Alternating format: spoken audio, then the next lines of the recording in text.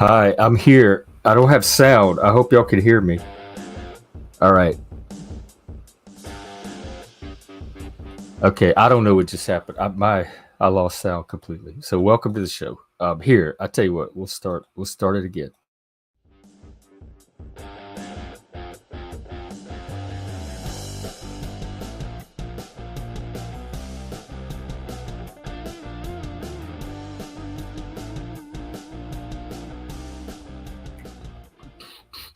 I have that song in my head now. Like throughout the day, I'll be walking around and I'll hear that song and I'll think, what song is that? Is that Van Halen? Is that from the '80s? And I'm like, oh my god, that's that damn Streamyard song from my show. Welcome. This is the midday show. Good to see everyone again. And it's where I normally do about half an hour, 45 minutes of topics. And then I open the panel for questions, discussions, or just open panel, hangout, third place. So I want to, before we, I want to shift over back into the modern world and the here and now, particularly post 2022. Um, and the state of mental health in America and peer support in particular, which is my division of it that I work in. Um, but before we do that, I have one more little paragraph from the ancient world that I want to wrap up with, or maybe it's the modern world. You be the judge. It's about the sophists again. Those were the intellectuals kind of around the time of Socrates. Um, According to the sophists, it did not matter if man had no certain insight into the world outside of him. That's what we talk about out here about having a way to determine which narrative or story is true. The sophist did not think that it mattered if we had a way to tell what was true or if we had insight into the world as it was. He could know only the contents of his own mind, appearance rather than essence, but these constituted the only reality that could be a valid concern to him. Other than appearances, a deeper, stable reality could not be known, not only on account of man's limited faculties, but more fundamentally because such a reality could not be said to exist outside of human conjecture. So all of reality becomes an abstract concept here. Again, postmodernism. What's his face? Wokel Distance has an excellent. Just Google Wokel Distance and the Strawberry Milkshake. He has an excellent lecture on postmodernism and the simulacrum.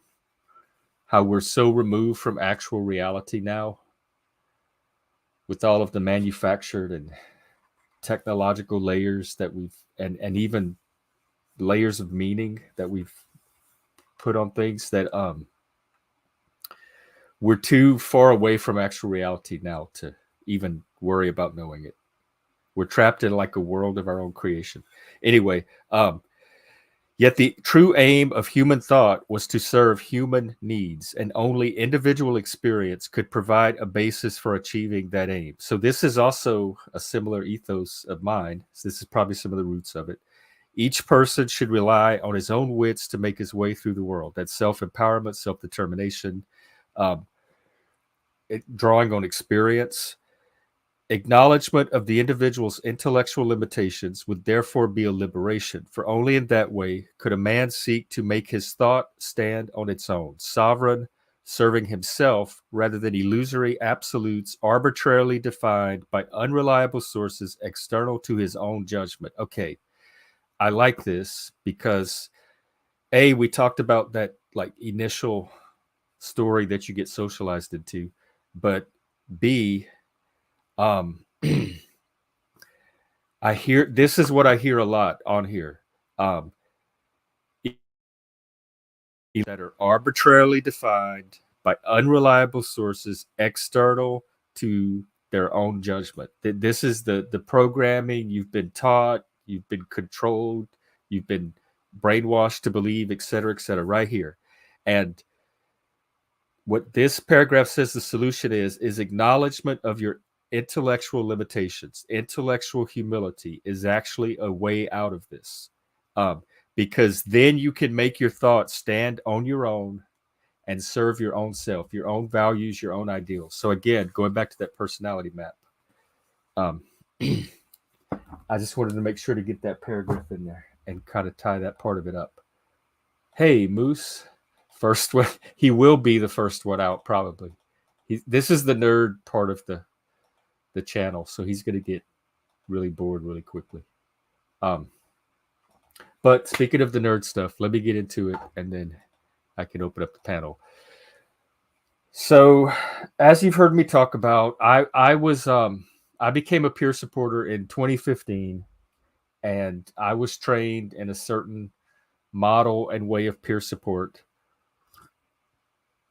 back then. And even at that time, it was also kind of supported by the federal government, that SAMHSA organization, Substance Abuse and Mental Health Services Administration, I believe it is. But it was more on the self-empowerment side and the self-determination side, and less on the emotional and psychological safety side and the diversity equity side. And I said those are like the two big shifts that I've noticed kind of intruding into the way of doing peer support that was normal for me. That, like, I guess the set of, if we're talking about stories, the set of peer support stories, the body of stories that frame the way I do peer support versus what I suspect is coming in the new version when they revise the manual and create this new training program, etc. So I want to look at peer support as I know it, as it currently is now,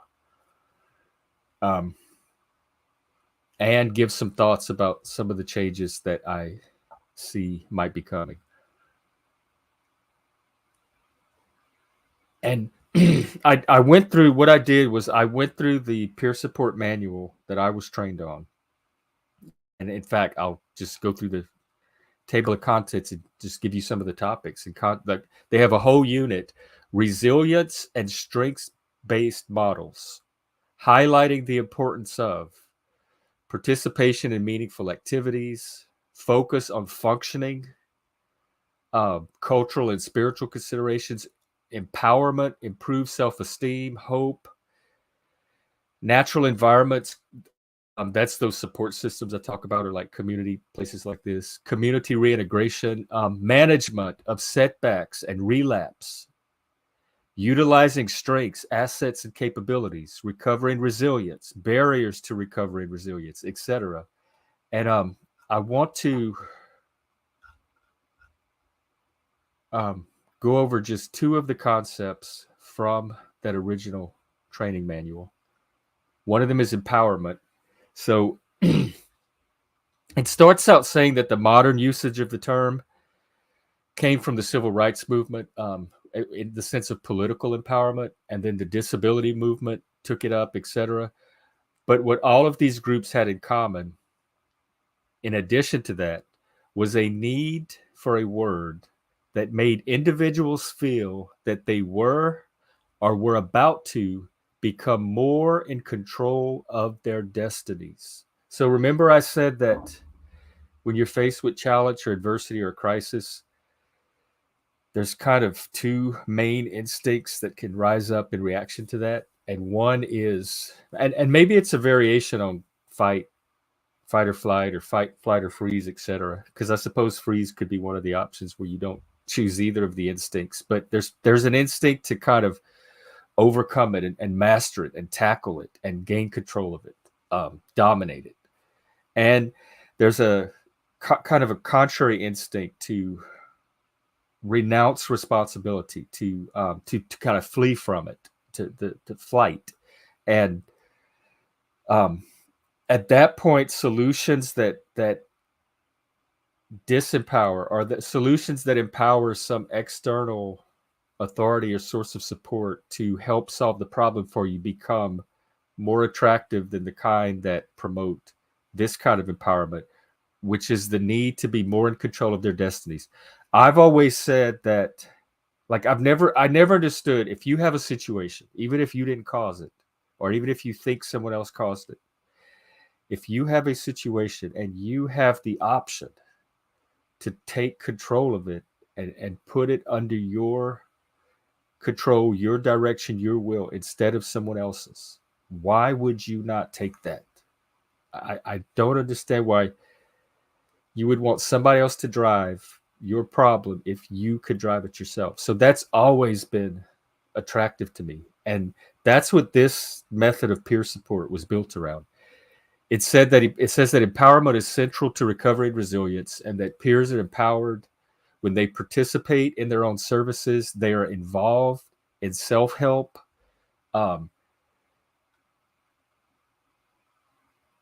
focus on the strengths, active participation by individuals in the family, creating a support system that fosters empowerment, et cetera, et cetera. And then the other concept, which kind of goes hand in hand with that, is personal responsibility. And I'm just going to give you a quote that shows up in the peer manual. You are the expert on yourself. I can't highlight that enough. I hope that I never stop highlighting that on this stream. That's the kind of approach that was taken with me too growing up, and it's the exact approach that I needed, because that lets you develop who you are instead of who society and other people want you to be, and the ideas of who you want to be that you've internalized from society. And so it ensures that you're being your authentic self instead of a self that is coming from sources outside of you.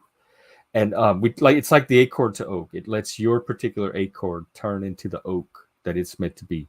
And so you are the expert on yourself. You know what you need and what you want. It is up to you to take personal responsibility for your wellness and your own life. That is locus of control. That is internal locus of control. Sometimes this means taking back control that you've lost in the past.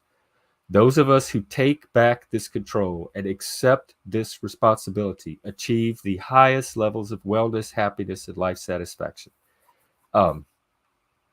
And it says personal responsibility also means that individuals have a personal responsibility for their own self-care and journeys of recovery. It's not a collective responsibility. That's one thing. That's one reason I'm so resistant to this idea of accountability. It kind of collectivizes or socializes what to me should be a personal duty or a personal locus. And I know that for a lot of people, especially neurodivergent people, having some kind of accountability system can help. I'm not one of them. So I'm not knocking it in that sense. I'm knocking it more in the sense of like kind of here where I am. And I've seen it in like some of the workplaces I've been in some of the agencies that I've been part of. There's kind of this mentality of, or this kind of, they set this norm of needing a team to help you do things. You have a treatment team, a care team, a support team. And that's not bad. Like, I do encourage everybody to have as many people on their team as possible, both formal supports, which are your paid team members. It's not uncommon these days for someone to have a therapist, a peer counselor, a social worker, maybe a case manager, et cetera, et cetera. You'll have more than one person that you'll meet with, but they'll all be collaborating on a treatment plan for you or a recovery plan. And hang on one second. So that's not the danger in that is relying on it, like getting into the mentality of you can't make decisions on your own. You can't do anything on your own without running it through a team. And that's one of the things that I'm not sure is guarded enough against here, because there's like a strong temptation, especially in the helping professions, to help. Like, a lot of people get fulfillment and meaning from being in that role. And so it disincentivizes both parties to grow out of it, even if that's what might be best for the person. And hang on. And that's why, like, in this version of peer support as it exists now here in Washington State and that I was trained in, they're really big on doing with the person, not for them, helping them, like modeling techniques so that they could pick it up and learn to do it themselves, et cetera, et cetera. And the peers should be setting their own goals. It shouldn't be me or somebody else telling them what the best goal would be for them. And so there's a lot of self-determination and kind of staying in that support role and not trying to take the driver's seat in this relationship. And so empowerment, personal responsibility, those were core principles. They were even on the federal website. They still show up in other versions in these peer competencies, which I'm going to go over at some point, not today. But I took the new manual, the revision that they did about 10 years later. The one I learned out of was 2009, I think. And this one, they did a new one in 2019. And then they're about to do another revision. And I Googled the word safety to see what I came up with. And there really wasn't a lot on psychological and emotional safety. Of course, this was before 2020, before that Diversity Equity Act or order that Biden issued, and before his mental health initiative, which we're going to look at, his mental health strategy. So even in the revision of 2019, this is the only thing I found about psychological safety. There's an exercise where they divide the class up and they give them questions to discuss. And then they're supposed to write their answers and share their answers and talk about it. So it never gives you a definitive answer on this. It just offers it as a discussion question. But it says, what does safety mean in peer support that has a trauma-informed perspective? That's it. And so they're supposed to discuss what that means, and that's where the manual leaves it. That's as far as emotional psychological safety has gotten in the peer support I was trained under.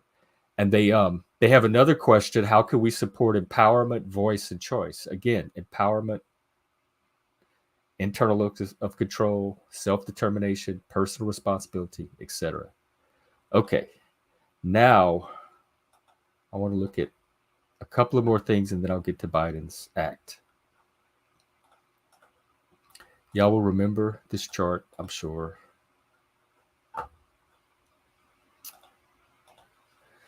The spectrums of self-determination, and down here were the people. See, these downward arrows are the forces, external and internal, but that are pushing you downward and making it harder for you to achieve that empowerment and self-determination.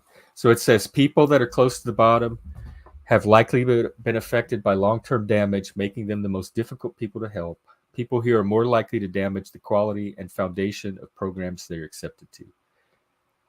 And then people below the threshold are more challenging to support and resource consuming. Keep this in mind. It can take exponentially more advanced programs to push upward intensively enough for the individual to reach the zone. Empowerment programs, if they even are empowerment programs, are often placed far below the zone, leaving many people to fall further down before they qualify. So to even qualify for the programs, you will have to reach a certain level of disempowerment to even get in it. So the reason I'm showing this is because I suspect that this mental health crisis is happening here, because what I'm noticing as I'm delving into this peer support stuff and this federal and state stuff is there's all of these initiatives. A lot of it seems to be diverting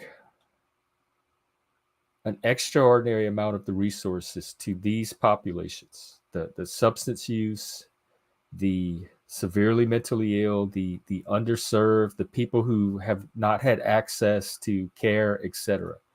I see very little so far to support, like, people that are not at this level but are still struggling, are trying to overcome so that they can start this journey of self-development. This is like beyond just stabilizing your mental health.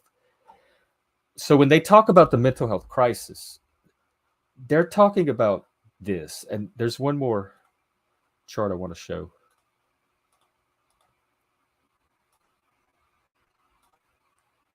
This is the program version of the same chart. And if we go to the bottom, it says programs have their own magnetic forces that pull in participants. programs at the bottom will drag people down, punishing empowerment and encouraging dependence. So that's why I'm concerned about this emotional psychological safety concept that's creeping in and being introduced, and this kind of, if you think of empowerment in the sense of advancing beyond the group or the collective or outgrowing the collective, I have seen this some of a tendency to work against that, like to trigger resistance to that from a program or a group, and this encouraging of dependence or even codependence. I would say that kind of rescuer victim dynamic. And then if you have your program set higher, which I think this is less of, most of the initiatives I'm seeing are directing resources here. Programs close to the zone foster empowerment and set minimum boundaries to protect everyone's upward mobility to self-determination. So that zone of transformation is about where I start. That's my ideal like area that I'm trying to work in. One of the reasons for me even starting this channel or anything that I've done since 2020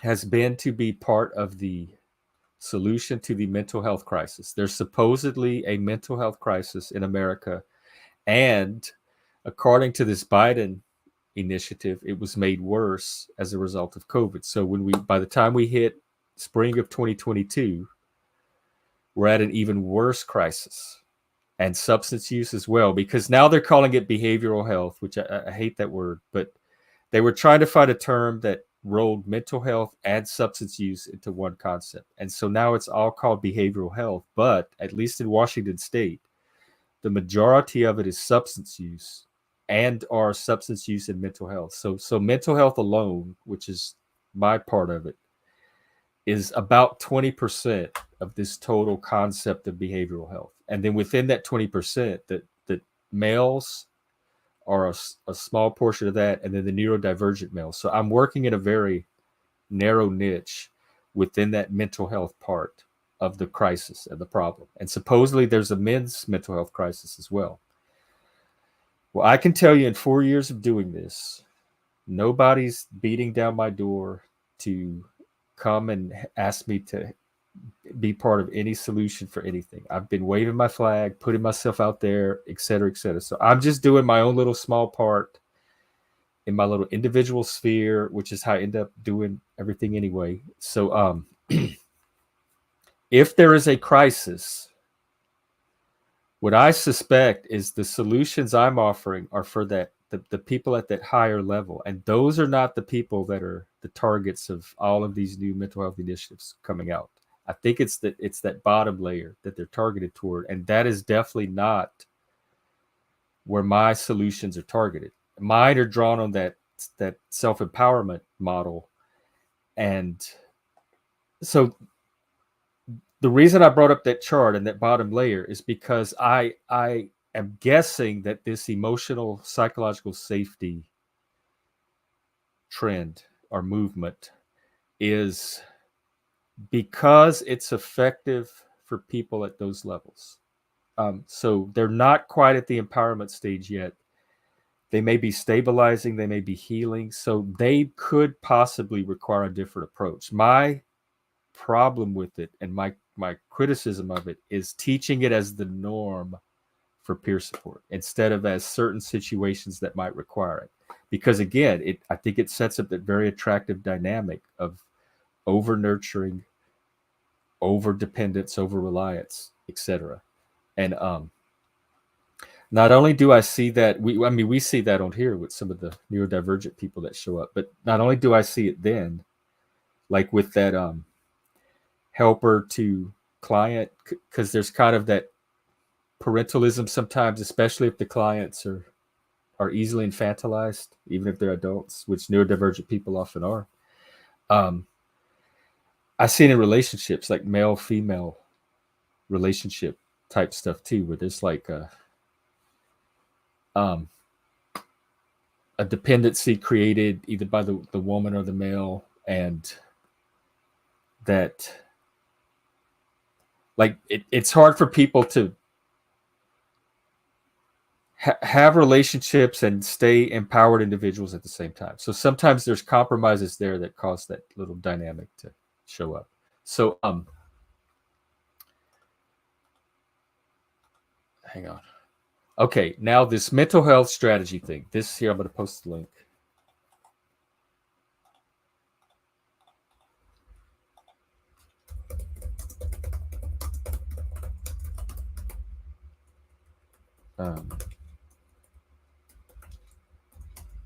All right, there you go.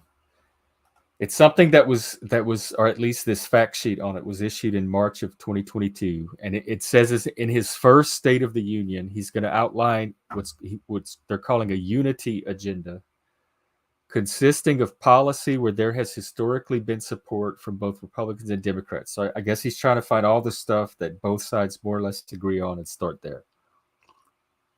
As part of that, he's going to, and this is in the past, so he announced a strategy to address the national mental health crisis, the one that my whole purpose for being is trying to solve. It says our country faces an unprecedented mental health crisis among people of all ages. 2 out of 5 adults, so that's like 20%, or 40%. 40% of adults report symptoms of anxiety or depression. Okay, well, that could be anything. And he has links to like every one of these statements has sources for it. And every time I click a source, it's something pandemic related. The implications of COVID-19 for mental health and substance use is what this is from. So these are all like right at the end of COVID, I guess they did these studies. And so that's what he's describing when 40% of people are reporting these symptoms. And okay, the next line, get this. And this is capitalized, Black and brown communities. What is that? Like shades of color now? Or there's a Black community and a brown community? Are disproportionately undertreated. Okay, see, with the self-determination, I'm already detecting it. First, you're assuming that they desire to seek treatment, that they've even tried to seek treatment, and that they're running into barriers. So you're making an assumption that they're even voluntarily determining to even seek treatment in the first place. And it says they're disproportionately undertreated, and it goes to, if it would come up. Well, I had pulled it up earlier today. Anyway, it was some COVID study. Yeah, pandemic highlights behavioral health disparities. So in the middle of COVID, they studied what skin colors, I guess, were getting behavioral health care, which could be substance use now. And they determined that Black and brown communities are disproportionately see why I'm so against this stuff? All right, just epistemologically, it does not cohere. Even as their burden of mental illness has continued to rise. So are you hearing the story that's being set up? This is a story, a narrative. The Black and brown communities, whatever those are, and please somebody come on and tell me, because I grew up Black and I don't even know what a brown community versus a Black community is. And then what's a BIPOC? And am I one of those? Because we used to be. They are disproportionately undertreated. So people are treating other populations more than they're treating this population, assuming, it doesn't say, but assuming they're even trying to seek care in the first place. A lot of Black people I know are not even going to bother.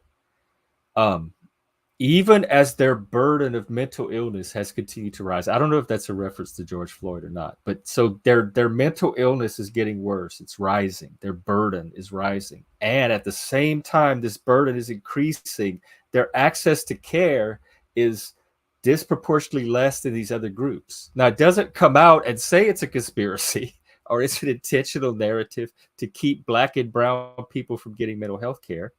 But it is kind of setting up as a narrative where That's one of the interpretations somebody could pull out of it if they wanted to.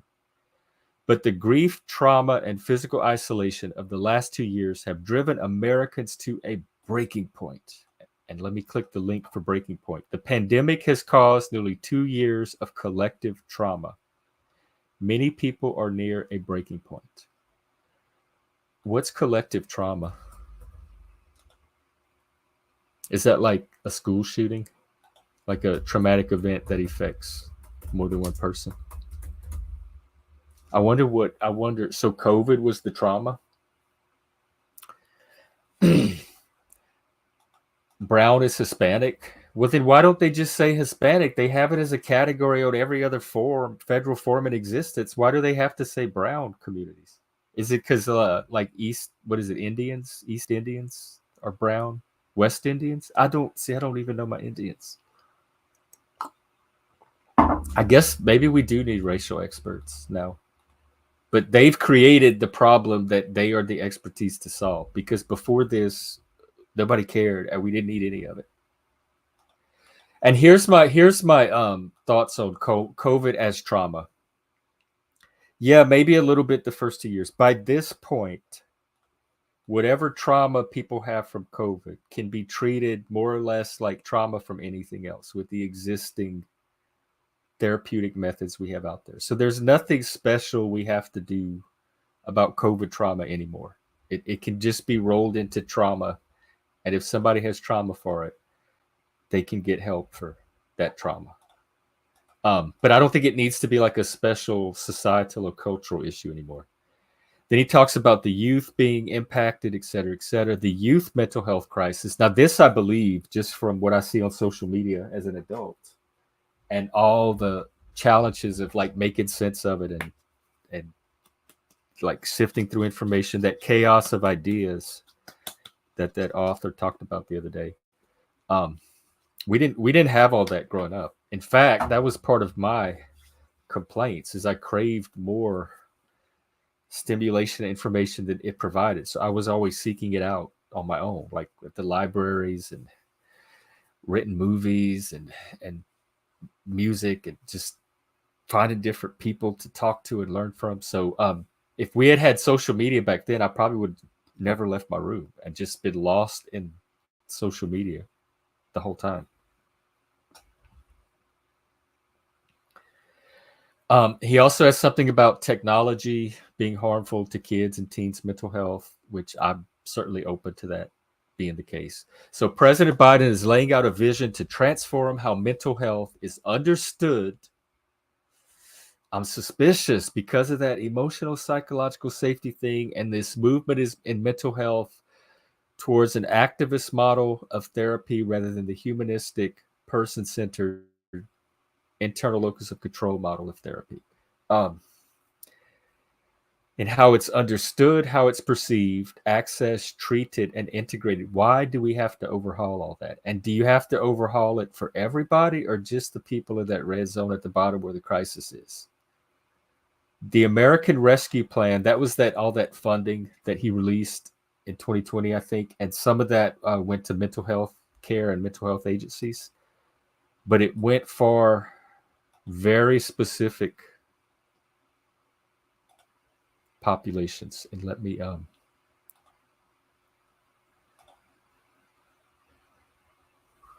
on.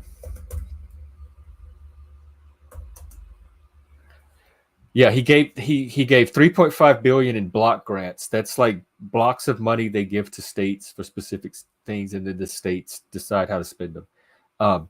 Between the community, hang on.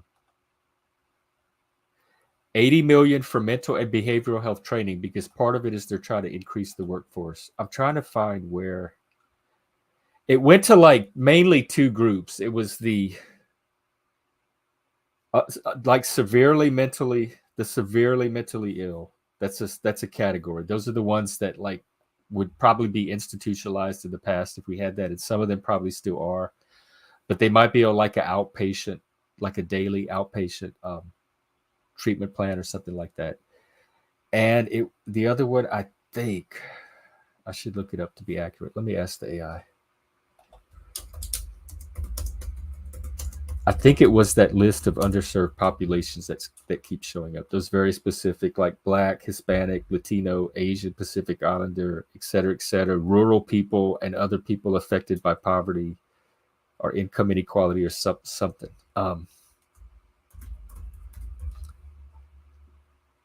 see, what did I just call it? American Rescue Plan.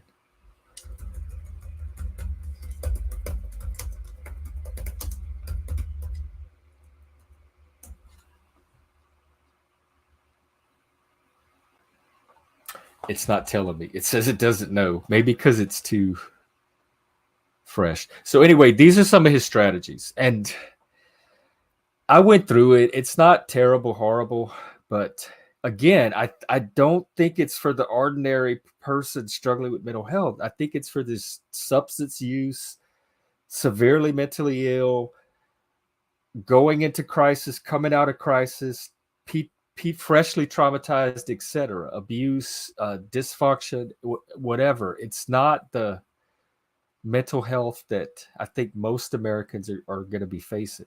So he's going to strengthen the system capacity. What it is it's that this is the mental health version of that kind of how a large abundance of resources tend to collect at the bottom, tend to be directed at the lowest common denominator, that lowest layer of society. And in some sense, I do think you need that for a healthy, functioning society. I don't think you can let that go unattended for too long. But what about the rest of us? What about the citizens that do participate? We do want to have a functioning society and cooperate together to keep it going. And what about our mental health care, our mental health needs? This is like mental health crisis. If somebody suddenly finds himself in a mental health crisis, but this is not ordinary mental health for ordinary Americans. So I don't know what this conception of mental health he's trying to reconceive for us, that like the way it's understood, perceived, assessed, treated, etc. He says, I don't even know if I need to explain this. There's certain communities and certain areas of the countries that are underserved in relation to others. And so he has like this map with these targeted areas of those communities. So that's part of where they're going to focus. We must dramatically expand the supply, diversity, and cultural competency of our mental health and substance use disorder workforce. So this plan doesn't specifically mention equity and diversity and DEI, but I can see where some of the seeds of it might be in there with just some of the phrasing.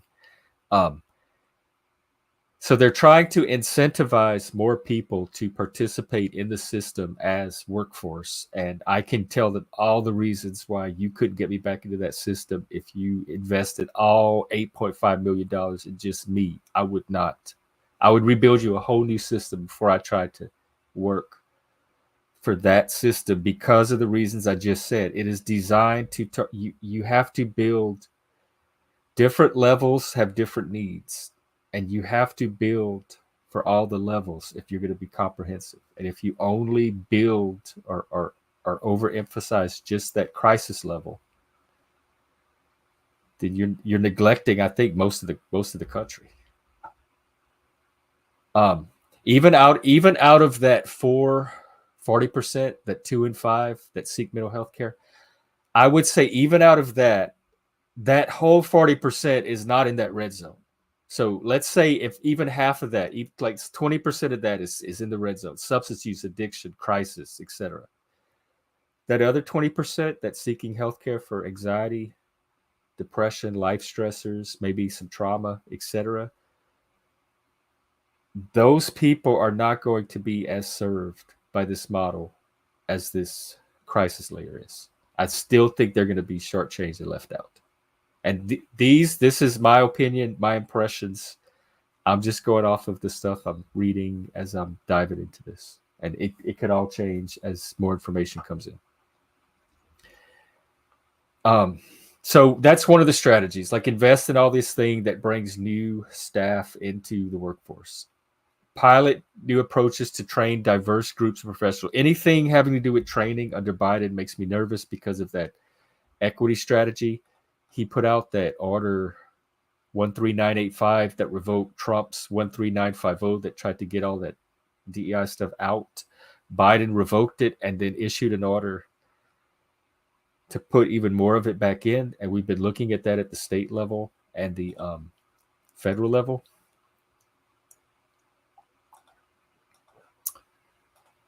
Let's see. Hang on. Let me clean up my browsers here. So anything having to do with training, certification, you saw that Washington State has all their employees go through those 4 units of training on DEI. In fact, I was looking at a job this morning in the workforce here in Washington State, and it was someone there. They don't have peer supervisors here, supervision, and they're just now starting up that program, and so they're starting to hire for peers to help in supervisory roles and training roles, etc. And I'd be perfect for that, especially if it's neurodivergent peers or men, which is an underserved population here that hardly anyone talks about.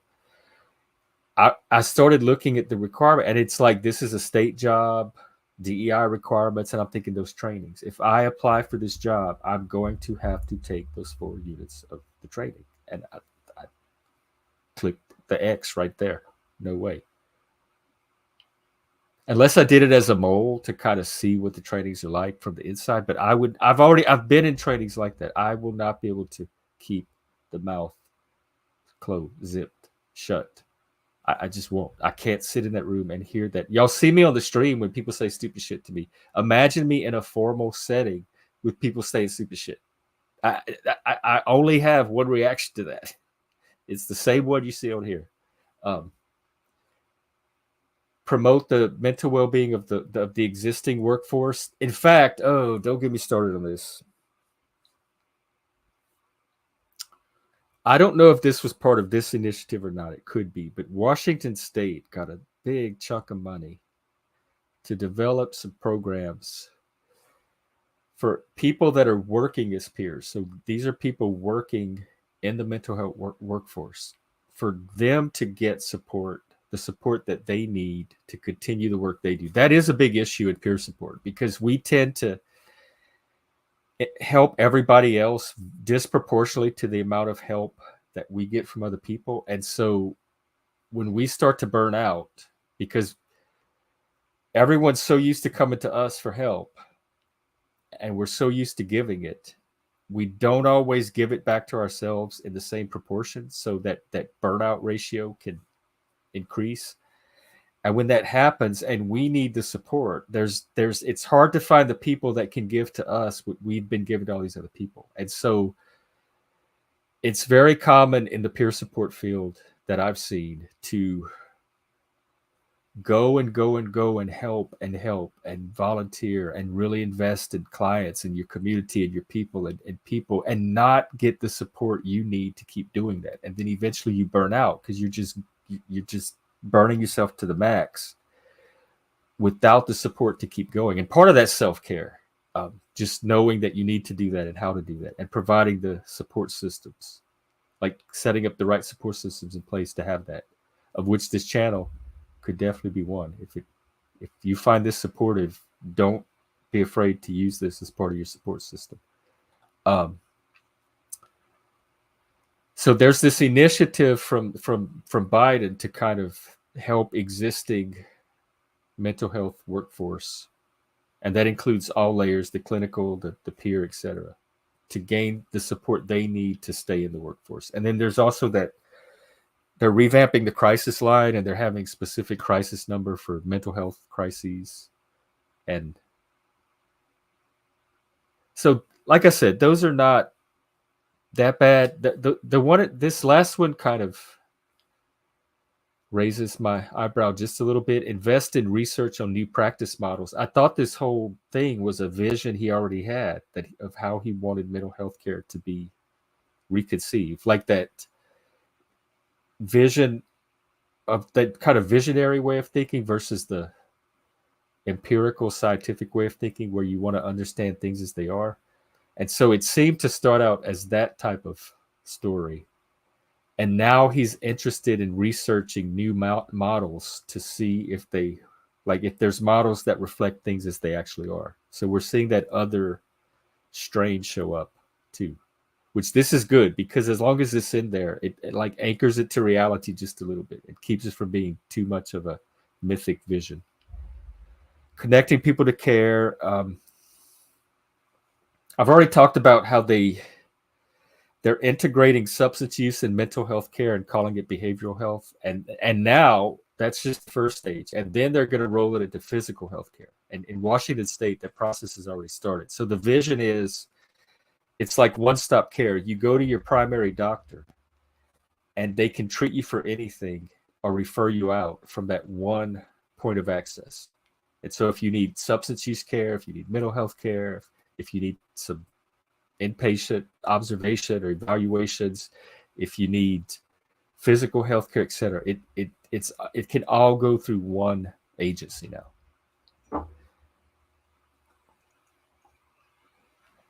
And they've tried it here. They don't seem to know how to integrate the two. They are still working at integrating the substance use and the mental health side. And I was I was in the field where that integration started. And I was at some of the meetings where they were trying to these like open comment meetings where they were trying to discuss and figure out and get feedback on how to do the integration. And we gave them some several times, but I don't know why they struggle with it. I think maybe the two modes maybe could only be integrated so far.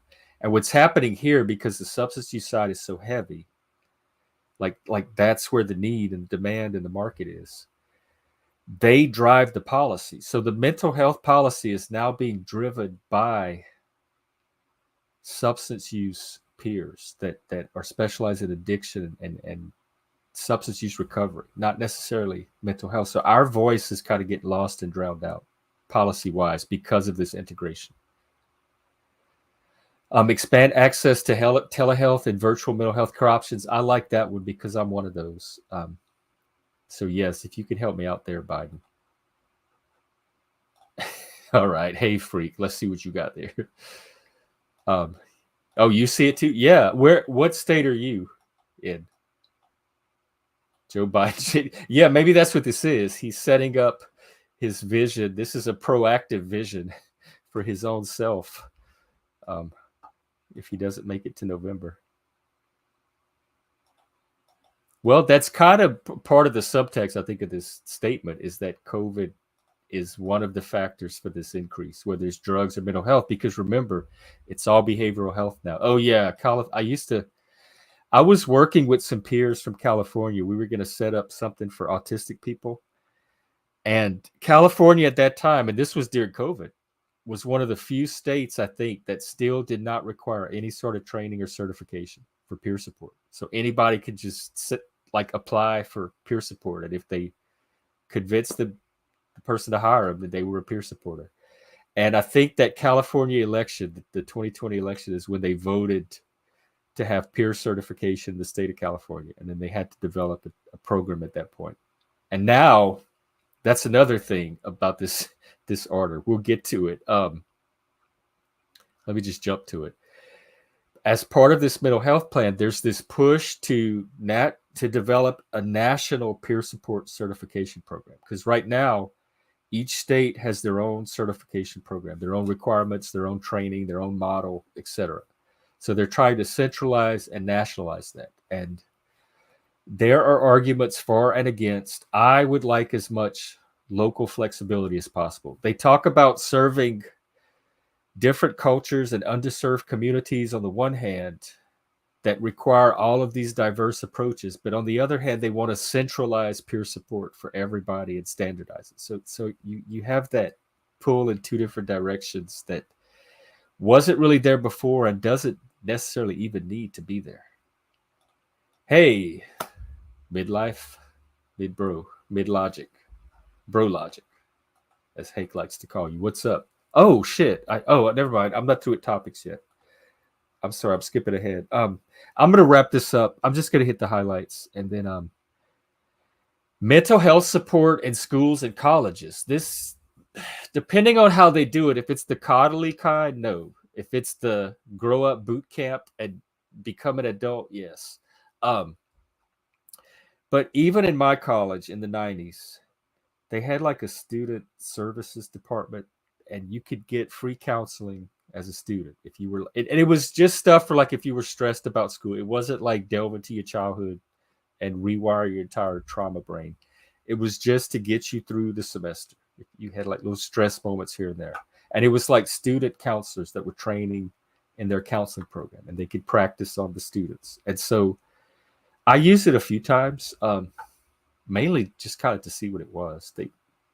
They weren't very helpful. None of these things are for me. Like for my mental health needs, just like my educational needs, are not served by any existing system. I had to go to schools designed for people like me with brains and nervous systems like me, and I had to seek out therapists that specifically specialize in people like me. And that's why the work I do, I know how to help people like me. I don't know how to help people not like me.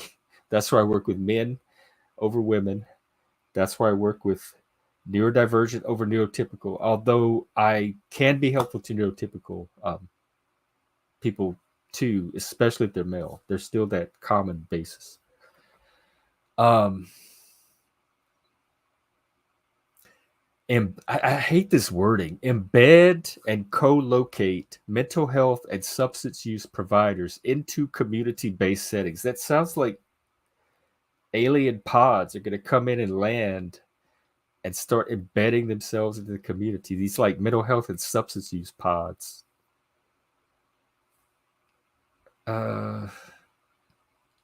Support Americans by creating healthy environments. Is this the nanny state where they come in and tell us diet and exercise and foster a culture and environment that broadly promotes mental wellness and recovery? Steve was in here the other day talking about like the need, some men have the need to open up, and there's kind of stigma still around that. So having environments where that stigma is lessened, I could see value in. As long as it's not this society-wide culture where we start policing each other for if we're holding up a certain type of mental health environment or not. I wouldn't even want that. Most people, most ordinary Americans just going about their lives are not going to, and it's not a judgment on them. It's not their fault. It makes sense if you think about it. They have no reason to. If autism or mental health has not touched their life, they are not going to know what the fuck to do with an autistic person or a mental health person. That they're going to be learning as they go. And most people, I find, generally have goodwill. They're well intentioned. If they know there's something a little bit off about you, take it from me. I've spent my whole life in around many different types of people. They will try to kind of learn you and accommodate you to the best of their abilities, like their limitations. They're facing something new, and most people more or less seem to try to do a decent job with it. So I think that's enough. Like and environments like this, and having third places for whatever populations we need them for. I don't think we need to go all technocratic on this. I really don't. Of course, the next sentence says we need a whole of society effort to address these concerns, to expand prevention programs and actions that improve mental health at every age and across every settings. Here's another reason I worry. The more you centralize this and federalize it and create a bureaucracy for it, look at what we're seeing happening with DEI in the academies and the corporations. You create vectors for training, indoctrination.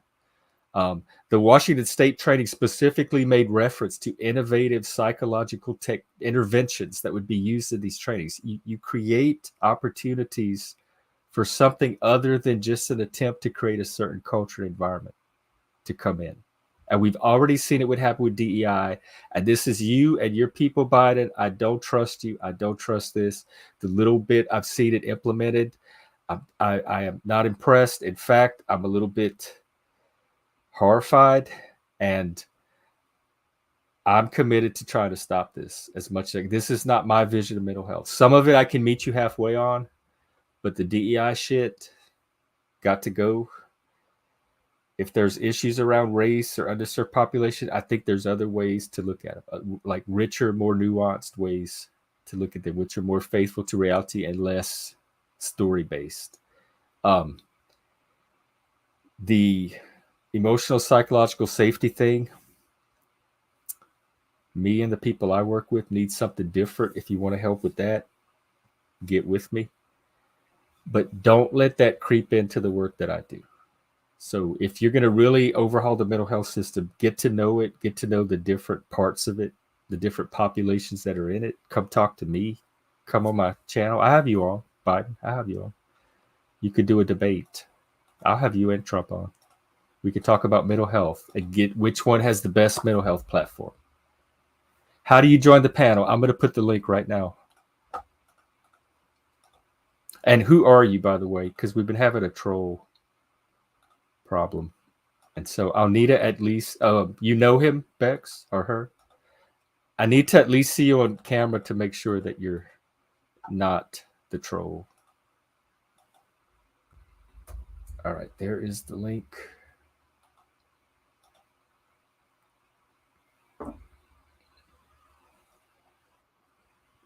It is now open panel. I think if I have anything more to say about this crap, I will do it another day.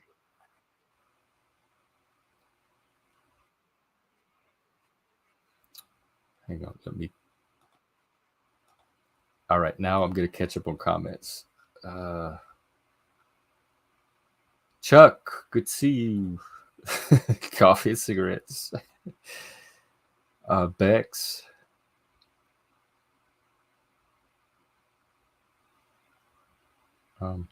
Yes, Vic. I remember you mentioned you were thinking of starting up a mental health channel of your own. So if you want to collaborate on something, I'm looking for more content. Like I said, I want to treat this as a TV station. Already this week, from doing it morning, midday, noon, I feel like a full workday. It feels like a full-time job. Like I'm putting in 10 hours a day at some kind of job that I get meaning and fulfillment from. That's everything I look for in a job. I just need to figure this part out. Speaking of, I am expanding my host role, and I have more corners now that I'm working. One of them is the Ko-Fi donation link, so I'm going to put that in the chat.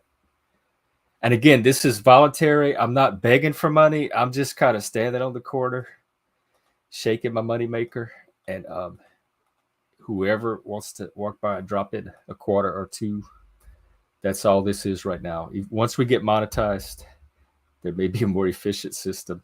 And then I also have a Cash App that I just created. Thank you, Barnabas. I hope you got your $5. I know I got mine. And I'll put my Cash App. It's Gen X Jeff 2. I had the other name was taken, so make sure you put a 2 after it. Otherwise, you're going to send it to some other Gen X Jeff.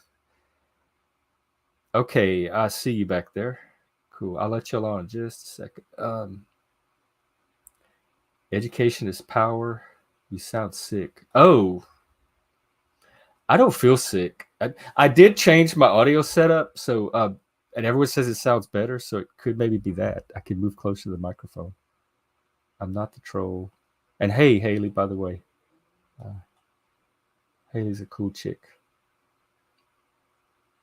Okay. Here's Chuck and Mr. Undead. Sorry. Welcome. What's up?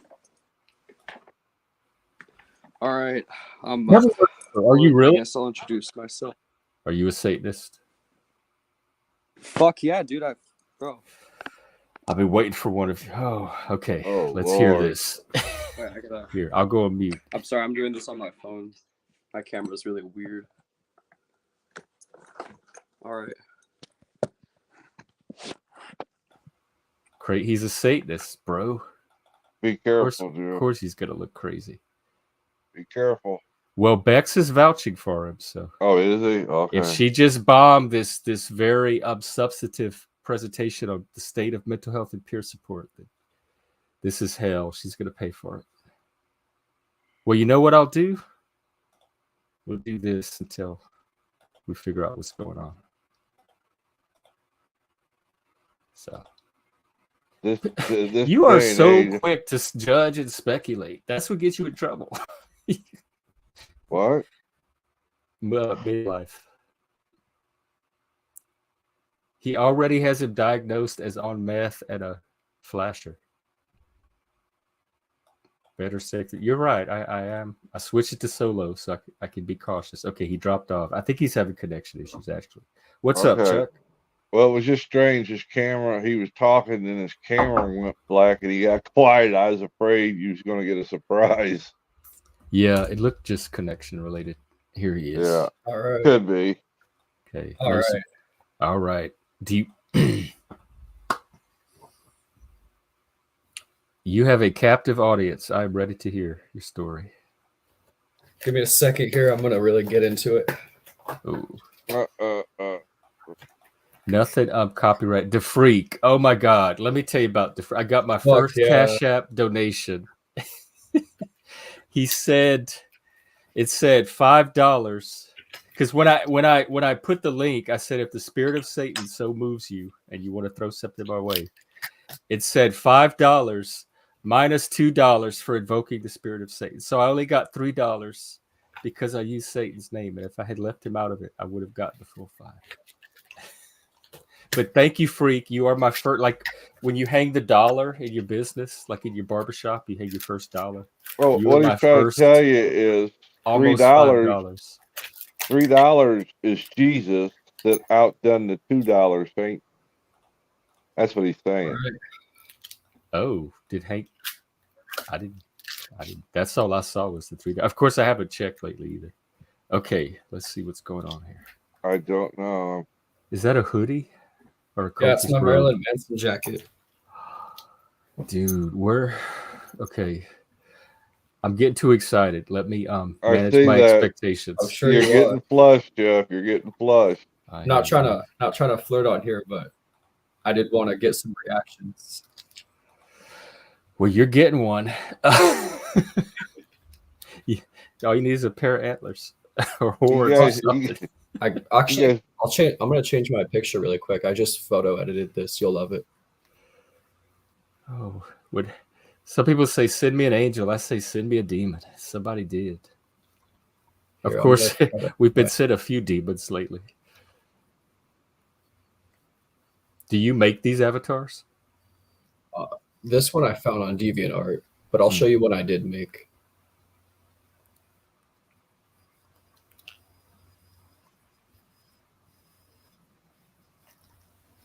Ooh, I'm echoing.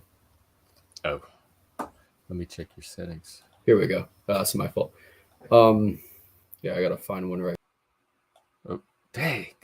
Satan, demons, could you let it stay on? This is Satan teasing me. This is what this is. No, I think this guy seems highly excited. Daniel, I think you're just anti-Satanist. You're just a satanic bigot, anti-satanic bigot. This is like satanic panic all over again, except now it's gloves and hoodies instead of rock music and Dungeons and Dragons. Well, I think midlife's right. Midlife, you say, hey, I'm doing this for us, bro. We're trying to grow. I'm trying to grow our channel. If my channel grows, your channel grows. We're in a pact, remember? I can remember being in Illinois, Jeff, when they tried to combine mental health and substance abuse. Oh yeah, what year was that? What year did they do it on their end? That would have been around 2000. Wow, that early. Yeah. What do you remember the results? What was your impression? Yeah, I remember I got locked up on the nut ward. Wait, what? What? Okay. I feel a Chuck story coming on. Let me get ready for this one. I was the only patient in the substance abuse ward at the time. So what they do is they'll shut wings down and lay people off. Yeah. So what they did is they moved me from the substance abuse over to the mental health side. Oh, yeah, that makes sense from a staffing perspective. And that's where I got my official title from the patients as I was called Keeper of the Flame was my official name. Well, it is Pride Month, so happy Pride. Speaking of Pride, how are you feeling today? Yep. What's up, Barnabas? Is that a gay joke, Jeff? No, it's not a joke at all. You said speaking of pride. Do you have a rant for it? You usually come on here when you're very. I feel like that was a sneak gay diss. Was it? It was. Yes, it was. Yeah, I saw it, Barnabas. Well, I'm a Satanist. Hello, welcome to hell. This is my panel. I mean, you say that, but what does that really mean? But I mean, or should we address this dude who wants to like fist you anally? I mean, well, that's not gonna happen. That's not happens. Is that turning you on? Because it's making me like really. Wait a minute. Hang on. Come back. No. One more time. I didn't get a good look. Hang on. Are you up here competing with the Satanist? Is that what this is? It ain't happening. One more time, Lance. It's Pride Month. No. I'm gonna go. Supposed to show up naked or what? I'm gonna put it all over social media. Well, welcome. The little bit I saw, man. I tell you, I didn't know I was. Yeah, Midlife Bro Logic is who I thought he was. Who you think he is? Who do you think I am? He's my new bromance. Do you think I'm making a healthy choice or another dysfunctional choice? No, he's too old for you, Jeff. I'm older than he is. Oh, really? I thought you were younger. Well, keep thinking that. Thank you. Wow. I feel like Lonzo wants to say. I like trolls, Lonzo. So please tell me. I love these kind of attention. So just tell me what you think about me. I'm dying to know. I've never heard you say anything interesting. Well, that's subjective. Damn. I have. That hurts. Some people say that about you. I don't know about that though. That's a good one. I mean, I wouldn't. I definitely think you're interested. That's like a kick to the nuts, man. That's a kick to the nuts. He drove that bus up. Everything's about nuts and be made vulnerable by other men. See, you guys see what direct communication does to people? Uh-huh. No. What are you talking about? I don't need this stream to see it. I have a whole lifetime. Nothing. Never mind. You missed it. I know what you're saying, Lanza. I mean, are you familiar with me, Lanza?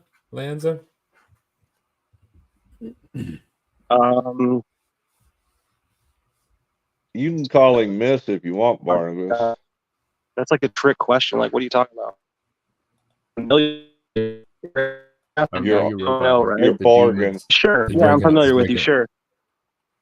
I'm breaking up. The satanic vortex. Yeah. Okay, wait. Your audio's going in and out. This dude is a nut, man. I mean, like, he's going to try to fist you, Jeff. So get the lube ready. Get your anal spacer. Hang on. One more time on camera just to make sure you're not. Your biggest butt plug ready. Forgive me. I'm not used to this app, the StreamYard. Oh, you're new? Are you I'm new like new to StreamYard. If you're on a phone, it's a pain in the butt. People say that it's easier, no pun intended, to go through the browser on the phone instead of the app. That they have I don't know, Barnabas. All right, let's just cut to the chase. Undead Hydra, why are you so weird? Are you trying to fist somebody with those gloves? You're giving us super gay vibes. Well, so I've had a few revelations recently.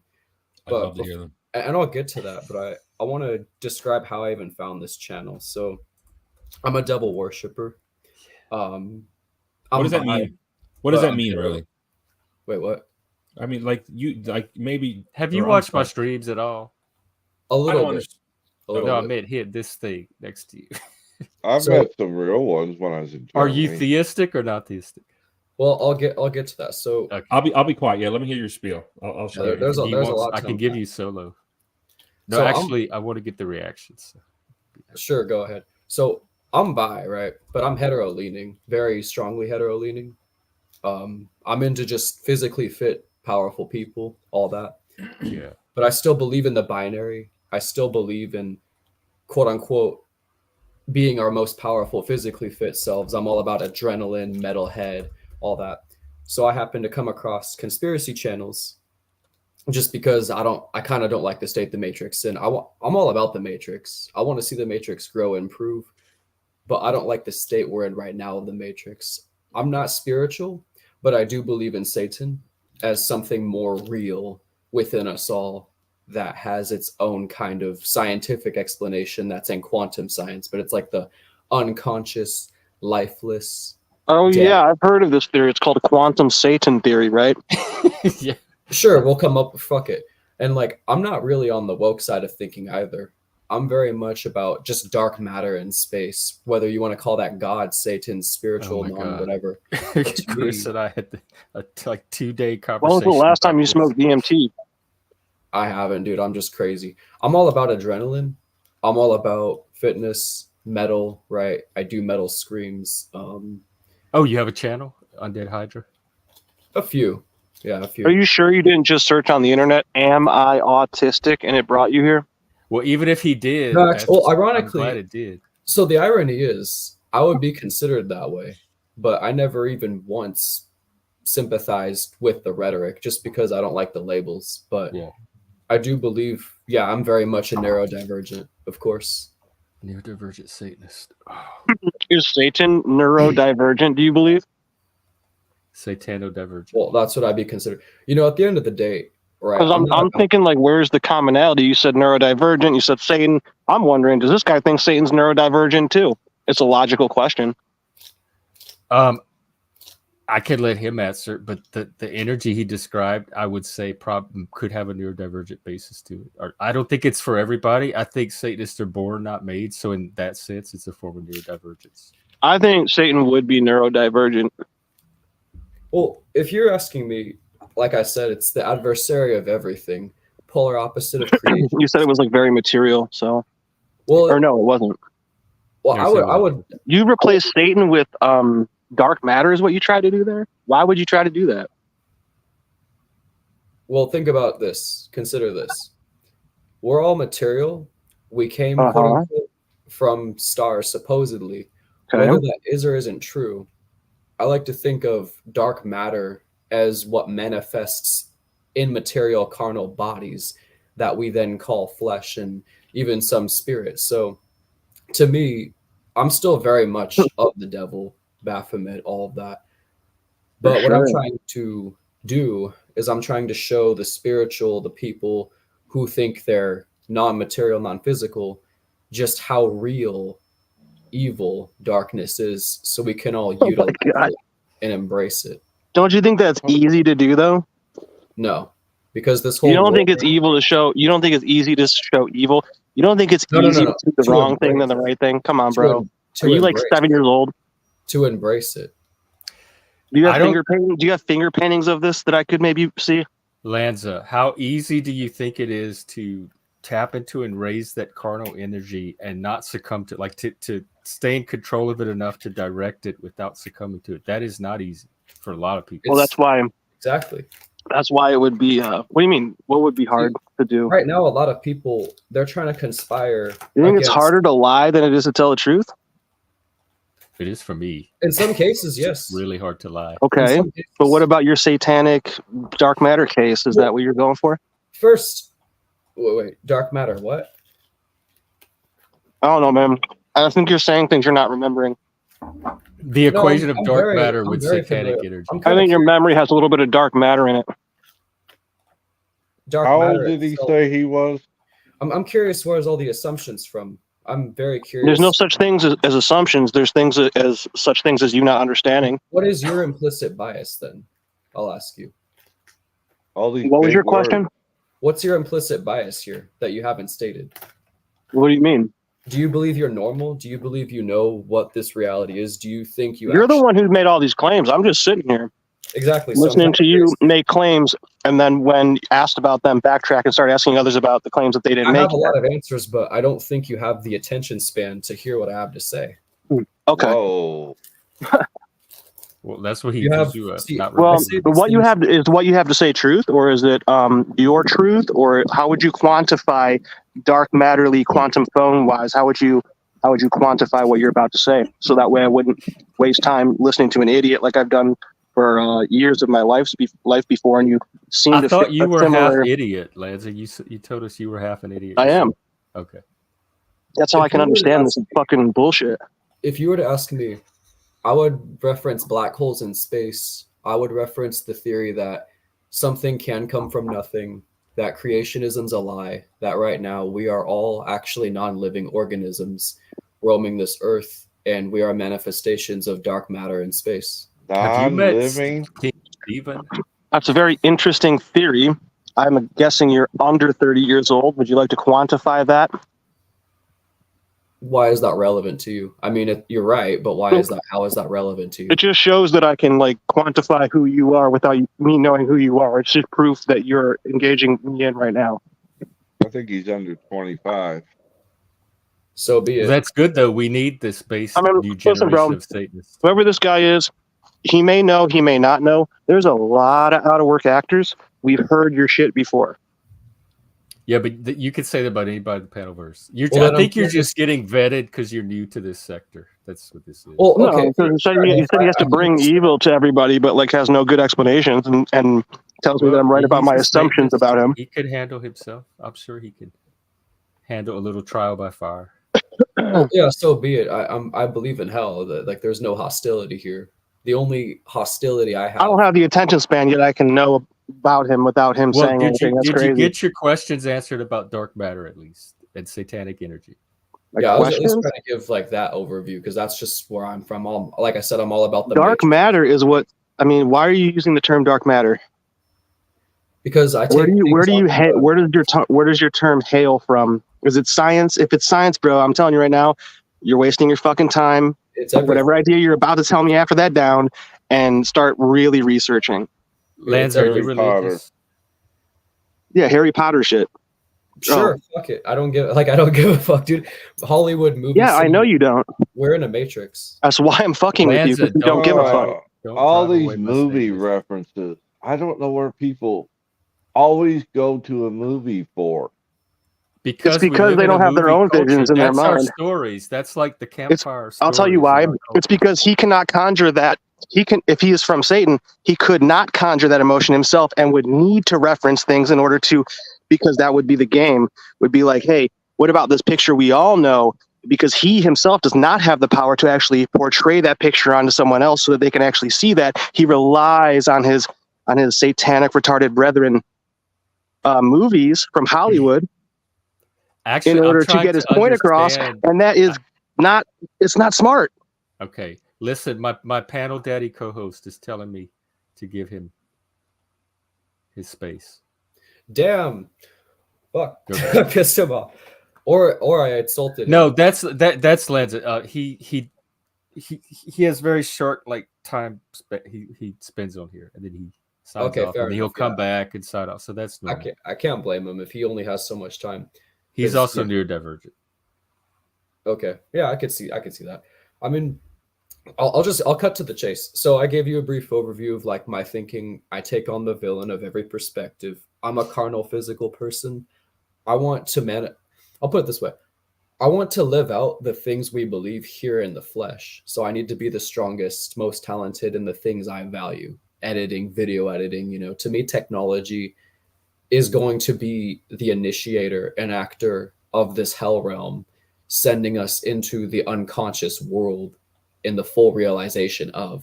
That's my aim here. That's what I support. And if I can't make that happen, that's what I want to be a part of.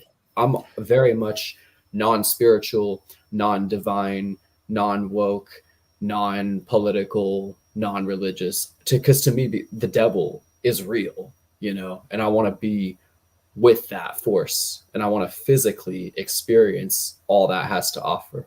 And so that's just my view. I know you because Sanity Machine was taking some jabs at you. Okay, so you have met him. But recently, I was on a few panels of his in the past. Oh, okay. But recently, I've come to a conclusion that when we separate ourselves from our binary understanding of thinking, we tend to embrace different perspectives and see things beyond just what we think we were created from, And I think the creator aka what I call the entity, aka what manifests as Satan, gave us gender to try to make something with ourselves. And as a society, we failed. So I'm interested kind of to see your perspective here in relation to sexuality and Satanism, since you consider yourself an autistic gay Satanist. Yeah. And that's what brought me to your channel. Oh, well, cool.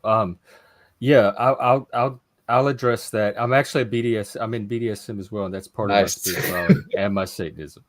And so that's a big part of it too. In fact, I think of myself as a kinkster that happens to be gay more than I am a gay person that's part of the kink community.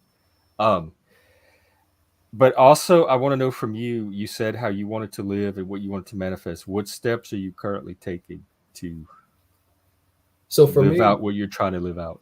You mentioned the black metal. A lot of it is art. A lot of it is physical fitness. For me, if I can't ever have that quote unquote afterlife where the matrix comes out in time long enough to make me immortal, then in this physical plane, I want to do the hardest vocals, screaming, edit shit, throw shit together. I want to make the best video edits, in my opinion, that I think are cool. I want to do photo editing. I want to be physically fit as well. I want to physically look like an entity and be that ridiculous, shredded, over the top dude that scares the fuck out of people in the gym. You know, like, I kind of want to defy all of the stereotypical rules placed on us that, no, you can't be this powerful. You can't be beautiful if you're a male. You can't be attractive, or all the bullshit rules of, no, when you get to this age, you have to be this weak. Like, if I can push past that, I will, is more where I'm at. That's I talked about that yesterday. That's that Promethean phase of the hero's quest we talked about. And that's Satan as the rebel. And but that's, sorry to cut you off, but I don't even see it as the rebel. I see Satan as the true authority. Well, this is what Satanism can do for you folks. Did you hear that? Physical fitness, art, creativity. I was tying Satanism to creativity way back in 2020 when I started doing all this stuff. I was talking about creativity, mental health in the context of Satanism. So yeah, everything you said. Because I mean, it's an entire understanding. It's an entire whole other dimension. Like, we don't have to identify with, I don't know if you consider yourself part of this, but a lot of people call themselves conscious. You know, they try to talk about elevate. And I'm like, to what? Because you get high enough in space and you find a black hole. So what are we elevating towards? You know, for me, it's just, I would say your authentic self. And that's what I'm saying. The Satanism is part. It's like the archetype of, like in the Jungian system, how the self is the central archetype. You have the animus shadow, and the self is that central archetype. And in the Jungian system, he kind of puts Christ as that central organizing principle, and I put Satan where Christ would be. But it's that path. It centralizes everything about you, and it allows you to use that as a platform to transcend and start to develop upward. And upward is a metaphorical direction toward your authentic self, the one that's buried underneath all the social programming that you're trying to throw off and rebel against right now. That's part of the phase, but there's more to do after that. There's things inside of yourself as well that you have to rebel against and cast off. Yeah, I agree. And that's why I'm like,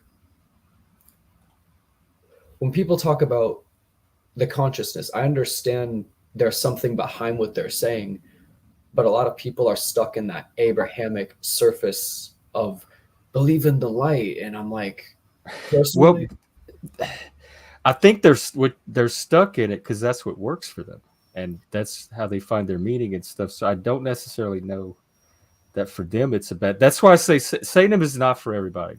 I'm not trying to make someone a Satanist.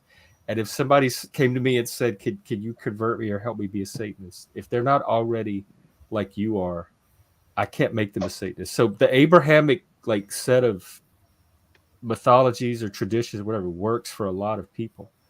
And I'm a little reluctant to upset that if it's working for that many people. I agree. I just know the Satanism works. It works for me in a different way. I need something different. if people really believe in that, I don't mind it. But where I'm stuck is right now, everyone's talking about spiritual awakenings, and I can't help but think that it's holding us back from that transhumanist future where we can actually coexist. Are you a I'm transhumanist? just hearing a bunch of internet catchphrases. Oh, there's sense behind it. I at least I can decode it, or I think I can.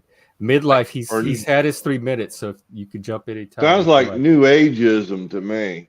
Well, it is, but it isn't, because it's embodying what's been around forever. I think we need a bodily awakening. We're so disembodied now because of technology, and we're trying to have a spiritual awakening with our minds. But I think the spiritual awakening needs to happen within our body, within the whole person. And that's the lockdown isolated everybody for 3 years, which made everybody withdraw into themselves. That's what they got away from social interaction. Well, this is what I say. With fitness, we can kind of reconnect the self to physically and become physically what we want to be. Like, I'm thinking 100 years in the future right now. I'm trying to, at least, and I'm trying to look at humanity from. All right, bro. I got it. Sorry. Can you cam up, Hydra? Sure. Can you put him next to you? Switch like where you are? Hydra. Yeah, there we go. All right, Hydra. It's obvious that Jeff is really turned on. You said that you're interested in penis from time to time, and you're interested in fitness. Not yours, not Jeff's. No offense to you guys. What? You guys were gonna go there. Oh, see, he's crestfallen. What? He's not into you, Barney. He's not into me? What does that mean? He's not into not in those ways. Besides, he's talking about you're into Jeff that way. Jeff, not me. I mean, look, I'll talk about whatever you guys want to talk about, but like I said, I have an entity complex. I'm very carnal. I don't know what all that stuff means, but you're talking about fitness, and Jeff is turned on. So why don't you stand up and show us your gains, bro? This is what he tries to get everybody to take. He tries to get all the men on the panel. You talk about fitness. You talk about making gains. Jeff is turned on. He likes to make some good time. Take your shirt off and flex. Give us the mandatory poses. Please keep your pants on. He's using me as the proxy, but he's constantly. I don't like to. I'm doing this for you, Jeff. So my thing is were you doing Hank for me? Because when I'm in the gym, people just see me and they're like, "Oh fuck, that guy's insane." Let's see it, bro. Let's see it. So I mean. Take the shirt off. Give us the pose. Get the lighting right. They tell me that all the time. Show us your abs, bro. Come on. They're not great right now, to be honest with you. Let's see. Jeff will be. I think. Oh my god. No, I don't like. That's my type. I don't like the muscly look. I like more that dad bod look. What? Yeah. We would. I don't like the Ken. They like the Ken doll abs. From a perspective view, we wouldn't work. Then no offense to you, bro. Dude's making gains. He's looking good. He's a weirdo, just like you. I mean. Shoot this down, but you pray to Satan every night, and then here comes this little. I want to bench press 400 pounds. Look at this t-shirt in the gym, dude. This demonic demon comes and just sits in your lap, and then you kick him away. Jeff, I mean, bro, I think maybe this is going to be your co-host. I mean, I don't know. This is definitely like a match. Listen, you didn't ask me anything. You just that's something in your head. And I got the pentagram on. I haven't taken this shit off in years. I don't even know what this stuff means. Like, what? So I have you one sacrifice too, what? You sacrifice babies for Satan? I mean, how does that even work?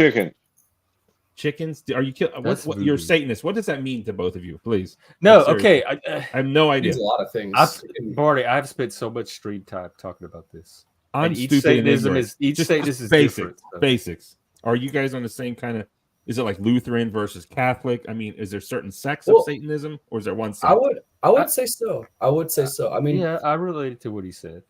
Satanism, in short, is the spirit of. You could say. There's a lot of ways I can put it. I would say darkness is a big part of it. Those who embrace light at least embrace darkness. What is darkness to you when you say darkness? For me, it's material.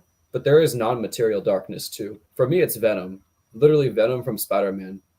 To me, is the closest you can get to Source. That's just I me. don't know him. Do y'all another movie? Venom? Another movie. It's from a movie, yes, but scientifically, there is actually the thing called graphene. There is a black goo and it's all over Hollywood because that's what the transhumanists and scientists are trying to bring into our reality. And I don't necessarily agree. Okay, this is the first I heard of the black goo. Is this a conspiracy?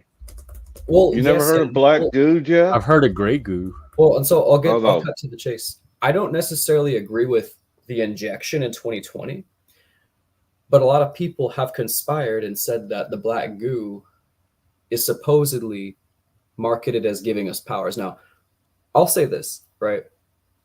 Personally, I don't think when it's first released, it's going to necessarily always help. I think some people are going to die. I think some people are going to kill.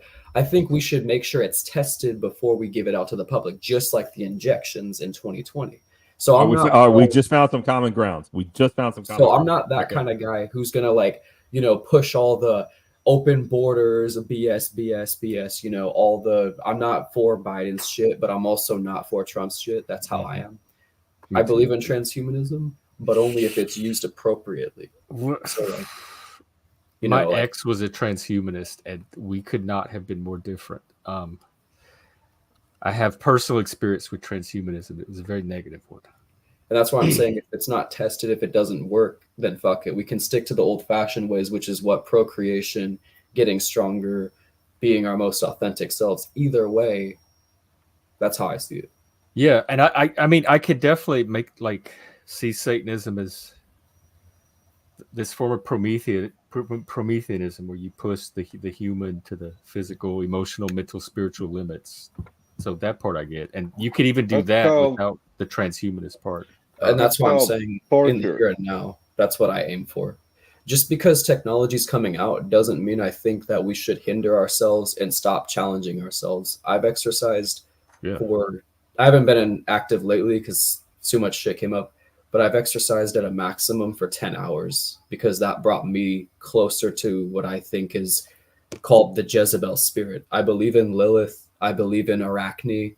I believe in the Jezebel spirit. I believe in the spider symbolism. I believe in some stuff from Hecate, Samael, Ragnarok, Kronos, death itself as almost an entity, Satan.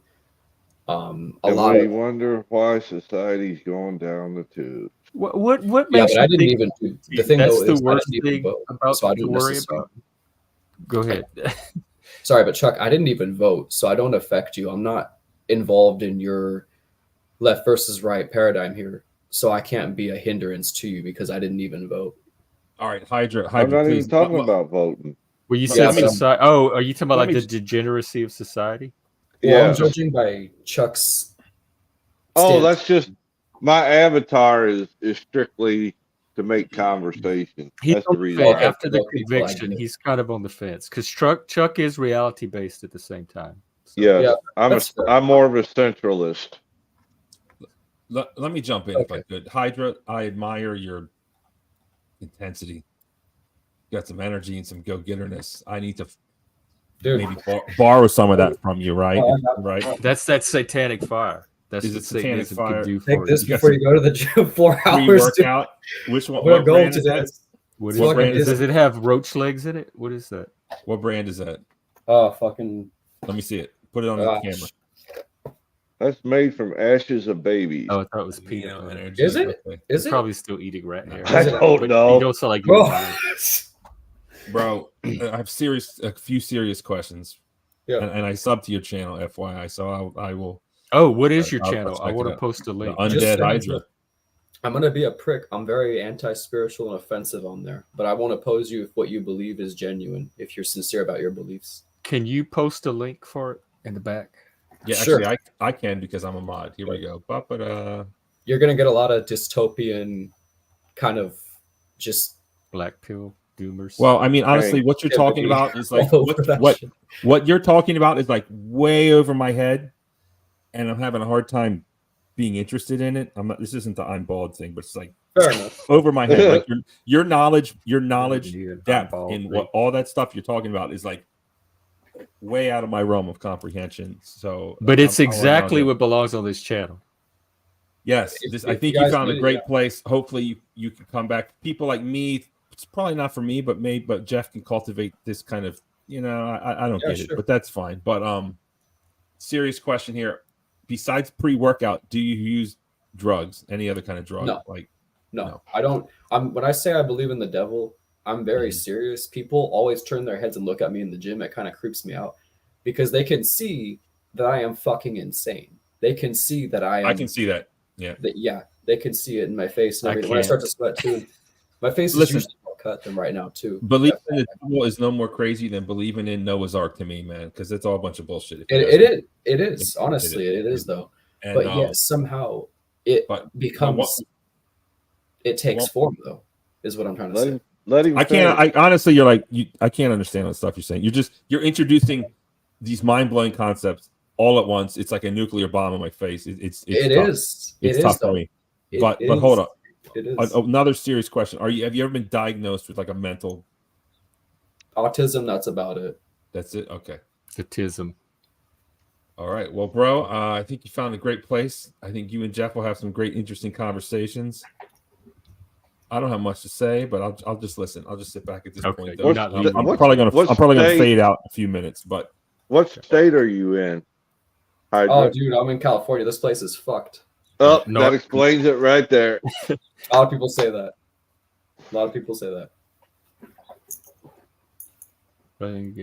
Well, that's a very shallow, reductive description of Satanism.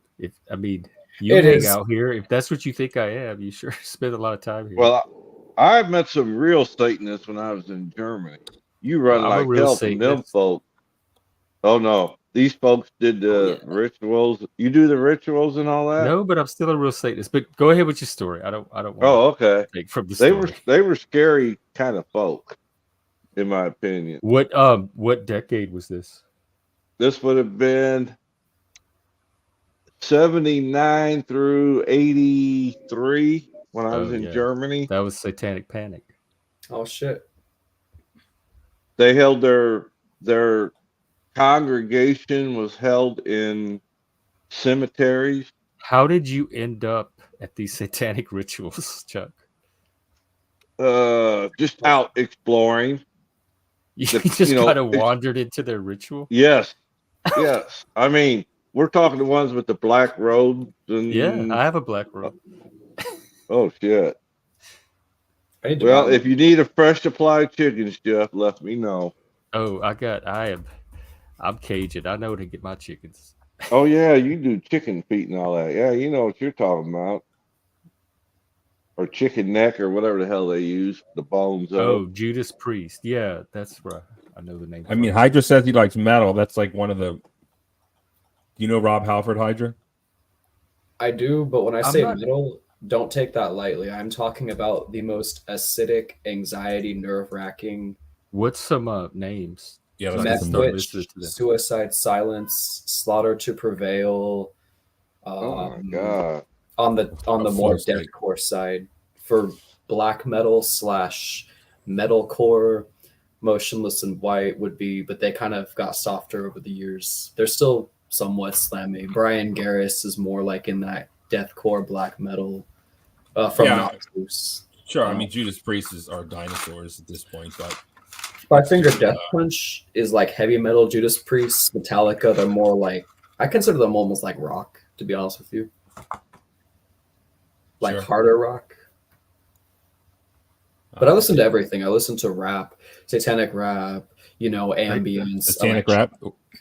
Everything. Oh, I love satanic ambience. That's one of my favorite genres. Everything. Ambience, rap, metal, death metal, all metal.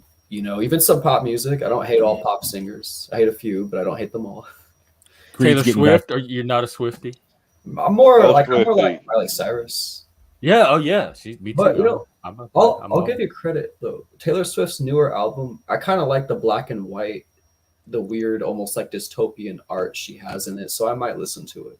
I have. It's one of her more mellow. She switched to that mellow style during COVID, and it's less poppy and more mellow. I haven't been able to get into it as much. If she went goth, if she tried to be goth, I would probably like her a lot more. Who's a bigger slut, Taylor Swift or Sexy Red? I don't know who Sexy Red is, to be honest with you. She's the one that famously said, "My coochie pink, my booty hole brown." Famously in what circles? It's sweeping the nation right now. Currently, never heard of it. My coochie pink, my booty hole brown. Yeah, famous. Is she a song. Satanist? No. Oh. How do you know? You got to be careful though. She's famous. You got to be careful with the posers though. Like some people, they say they're Satanists, but then they come around and they start saying, "Oh, they pray to God and all this." And I know some people mean different things when they say God, but the pop industry and a lot of them are woke. The modern Satanists, and they water down the devil stuff. Like, you know, like Miley Cyrus, Midnight Sky. I can resonate with that. She's kind of being a bit of a boss bitch in that. I can resonate with that. Katy Perry, kind of the older, more electronic stuff. But Robin. I mean, honestly, I Can Buy Myself Flowers is a great breakup song. It really is. It's not up to Gloria Gaynor standards, I Will Survive, but it's pretty good, Jeff. You know what I'm talking about? Or It's the name of the song. Or even the Laura Branigan standard. It's a great song, man. Do you want to sing it, Jeff? Now do we get copyrighted? I don't think we're that good. If we sing it really bad, we might get away with it. Okay. We'll do the metal version. Oh, Lord. No. You want me to scream? I can buy myself flowers. Okay, yeah, go for it. Yes, flowers. I can buy myself flowers.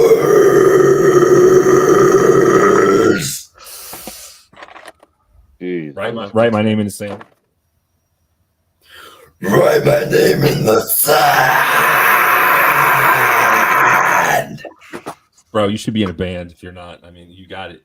You got it. Man. Do you play? You want me to do the high pitch? Yeah, it's Pride Month. Go ahead. I can buy myself flowers. Ow, ow, ow. Bro, I mean, write my name in the sand. It's just a bunch of damn screaming. I don't know, dude. I think this dude is good. Talent as a singer. Hydra. No, bro, you're destined for fame. Like, go for it, bro. You've got like a lot of something, and I think that's where it should all go. Lead singer, absolutely. Death metal, why not? Make death metal great again. Who says take the crown from Sweden and bring it back to America where it belongs? Right? Cannibal Corpse started this shit in Florida, and then Sweden took over. No, Sweden. We got a new man in town. It's called the Undead Hydras, and we're gonna just death metal your ass to the ground. And we're not posers. No, I got a satanic muggle. Bring it out. Fuck.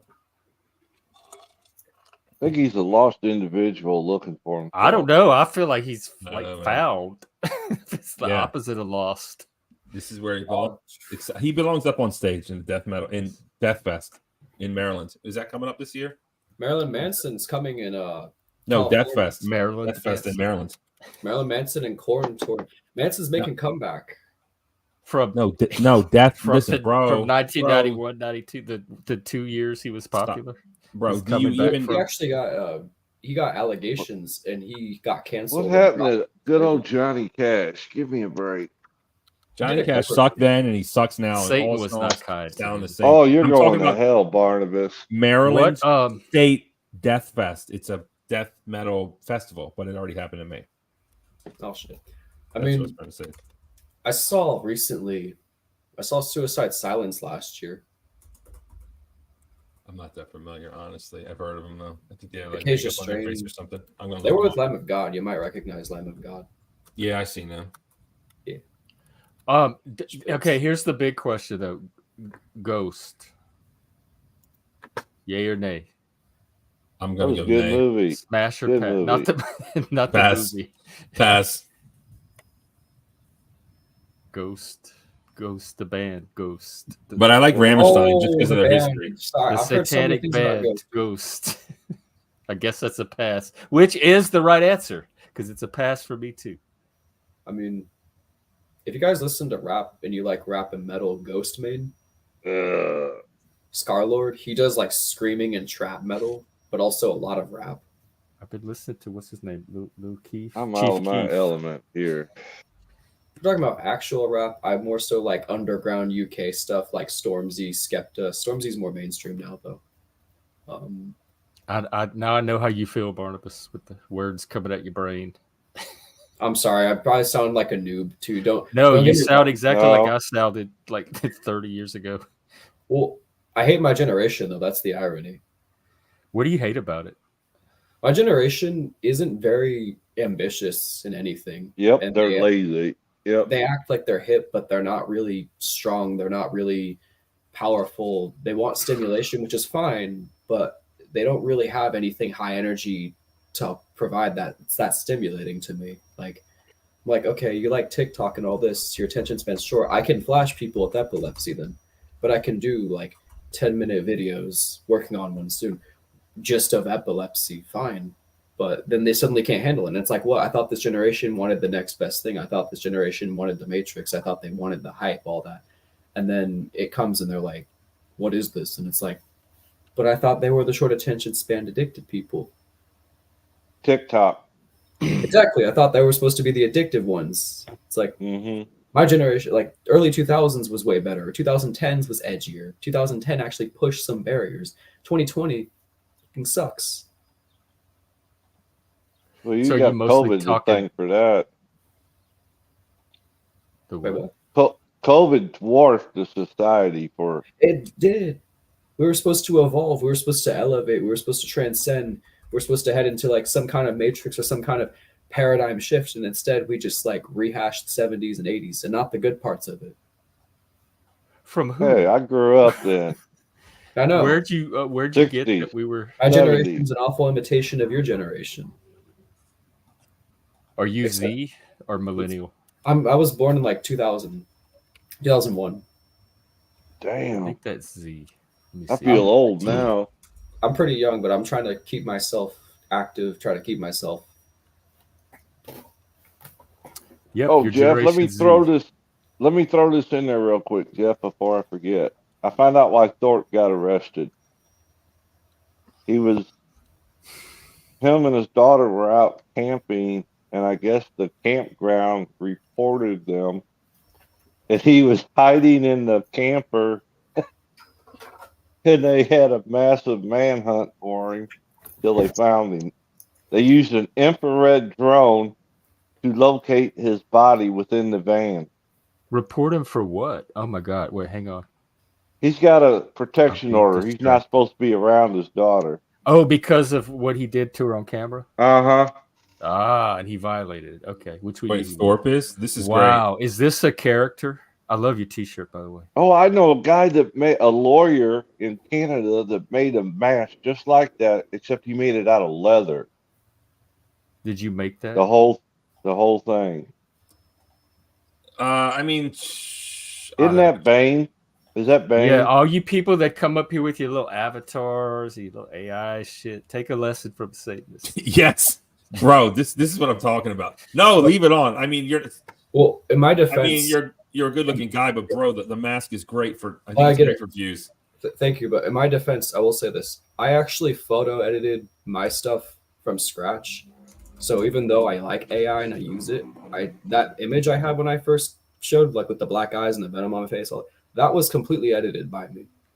A picture I took of myself, and then I like edited everything in that. So I got a jacket just like that, Hayley. Welcome, Hayley.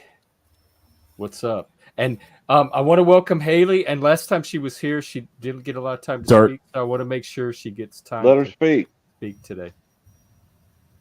Oh, she's muted. You muted. Your audio's not coming in. You're muted, Hayley. I can just speak for her.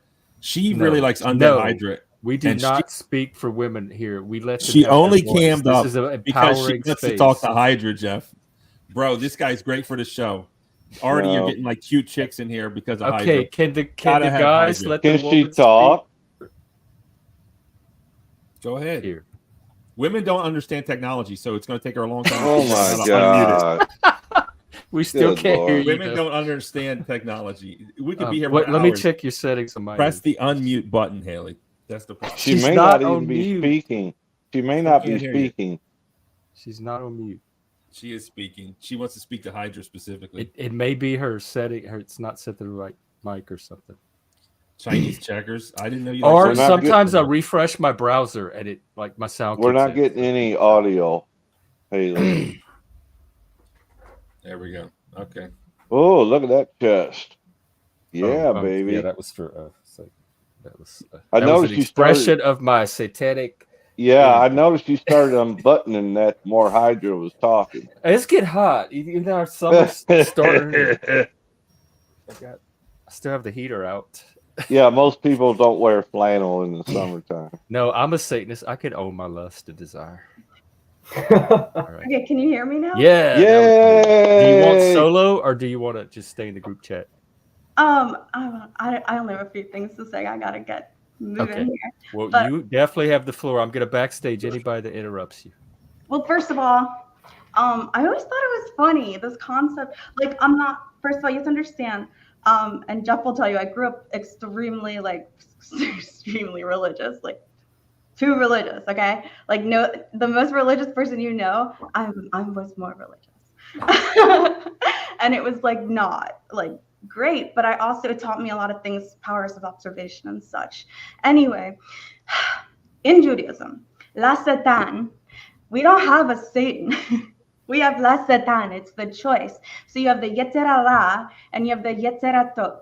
And our job is to experience them to the fullest and, not go too far into La Satan, into this Yetzer Hara, but, like when warranted, experience the bad too. But, oh my gosh, I'm not turned on. Gross. You guys are gross, okay? You're gross. But that's okay, because you're boys. You're supposed to be. But I wanted to say that, like, our story, our interpretation, you guys made up that Satan stuff. Like, that's fine. Like, I agree. It's definitely, like, dark energy. And, like, if you look at, I think what you're trying to say also is, that experiment they just did where they found that, like, light follows a certain direction and the particles that fall off, those are the dark matter things, right? I think, well, I have my own thoughts on that, but that's a whole different discussion. Speaking is so strange, isn't it? Like when you're live. Yep. And amen. Usually I'm an attorney, so like when I speak, I know exactly what I'm going to say. I know everybody agrees with some pretty basic things, and I know that like we're going to be answering a question. But I also wanted to say today is the Chag Shavuot, and it's the holiday that the Jews used to go on their pilgrimage to Poland. I'm sorry. We used to go to Poland 3 times a year. It's funny, right? Come on. It's funny. Did she say she was an attorney?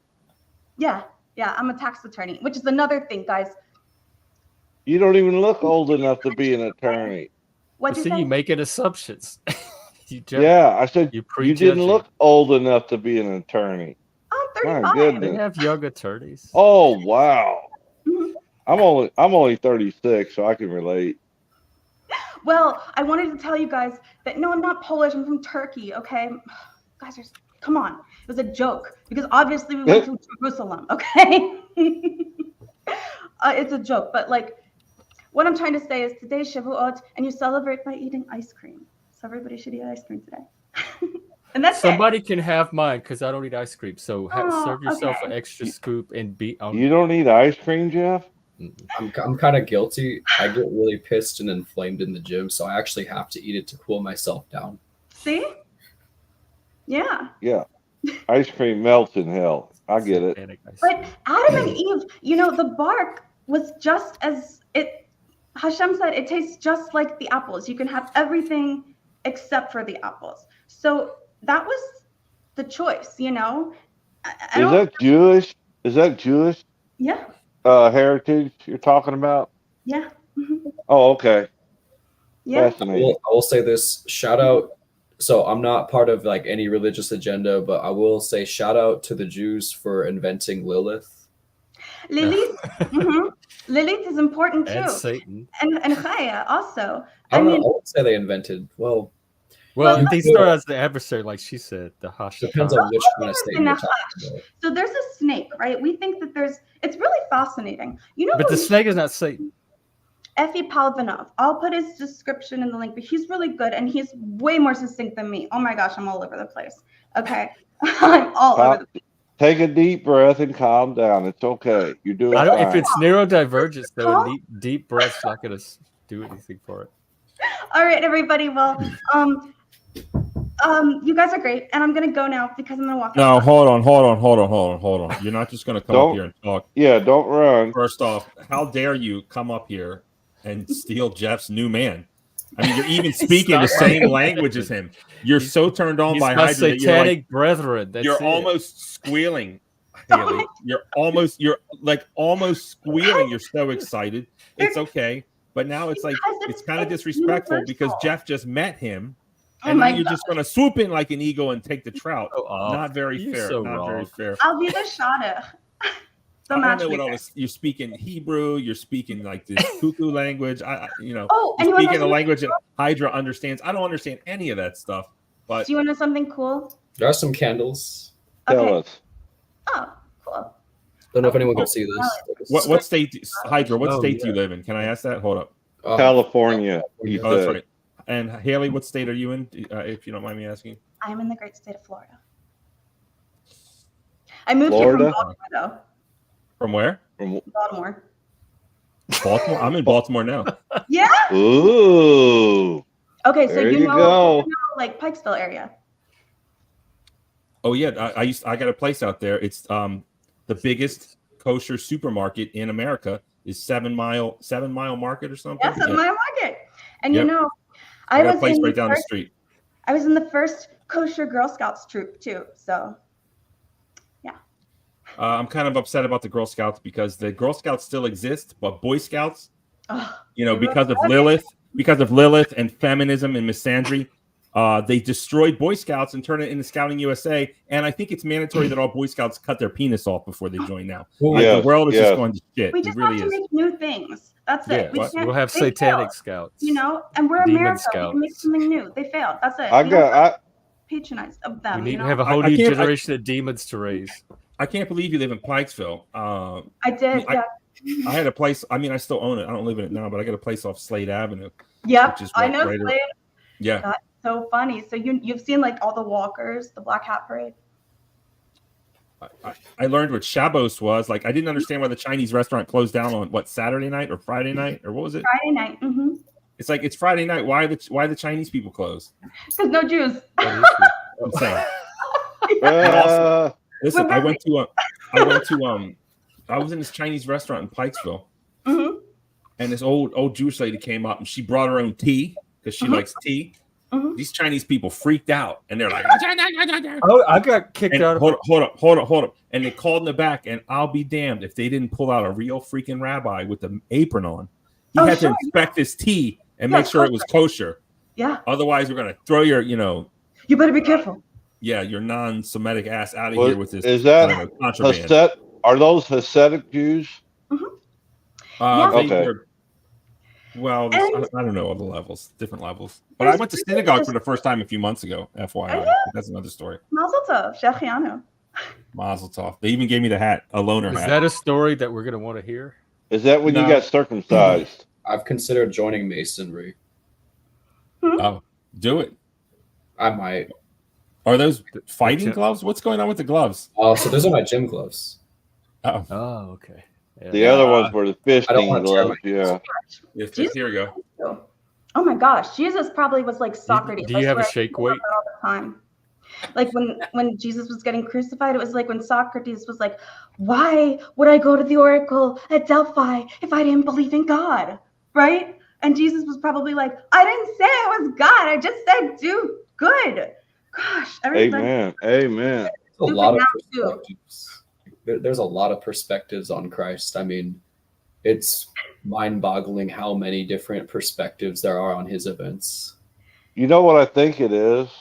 I think way back a long time ago, people were trying to figure out where they came from, how they got here, and how to live good versus evil.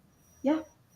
I think, and basically they wrote these rule book, guidebooks for people to follow in order for humanity to get along with one another and try to understand what the Creator is. Well, I that didn't agree. work out so well. That's a pursuit that's never gonna end. Oh, these are okay, so these are someone in the chat said they wanted to see what's on the wall. These are Chinese checkers boards. I like them. Yeah. But is it Chinese double checkers, on? yep. Is it double entendre Star of David, or is it Chinese checkers, or is it It's both? Chinese. Have you played Chinese. Chinese checkers? Yeah. No, I know what Chinese Is it checkers like are, Jewish but mahjong where they take a Chinese game and turn it Jewish? Oh, mahjong. I've been in China before, so I loved how it was like, I don't know, it meant double to me. Well, what's the hold on? What's the other stuff on? What is all this imagery? Why do you know so much about all the same things Hydra knows about? That's what I want to know. Because it's in our texts. It's what Kabbalah is. It's what the Zohar is. It's what Pardes is. It's like universal law. It's beautiful. It's just we use different words, and I think people get really confused and angry about everybody not using the same words, and that defeats the point. Do you celebrate the Shabbos every Friday? Hold on. Do you celebrate the Shabbos every Friday or not? Yeah, but you know what it is? A lot of people don't know what it is. Basically, you have to turn off all your electronics. Do you do that? So no, because I'm not a Shomer Shabbat, but what I do is I do what I believe is more in line with Shabbat, which is a rest from the week, okay? It is a time to just get back with whatever you consider to be the source and to spend time without distraction and to not work. And so for me, that looks like making music and like walking outside and not looking at my work for 2 days. And I don't turn my cell phone on. And, there's things that I do that are just to like get away from the matrix because it is very oppressive, and it's very hard to, if time's not real, timekeeping and time management sure is. And I think that's a lot of what we are trying to practice doing here in this weird lower, whatever it is we call Earth.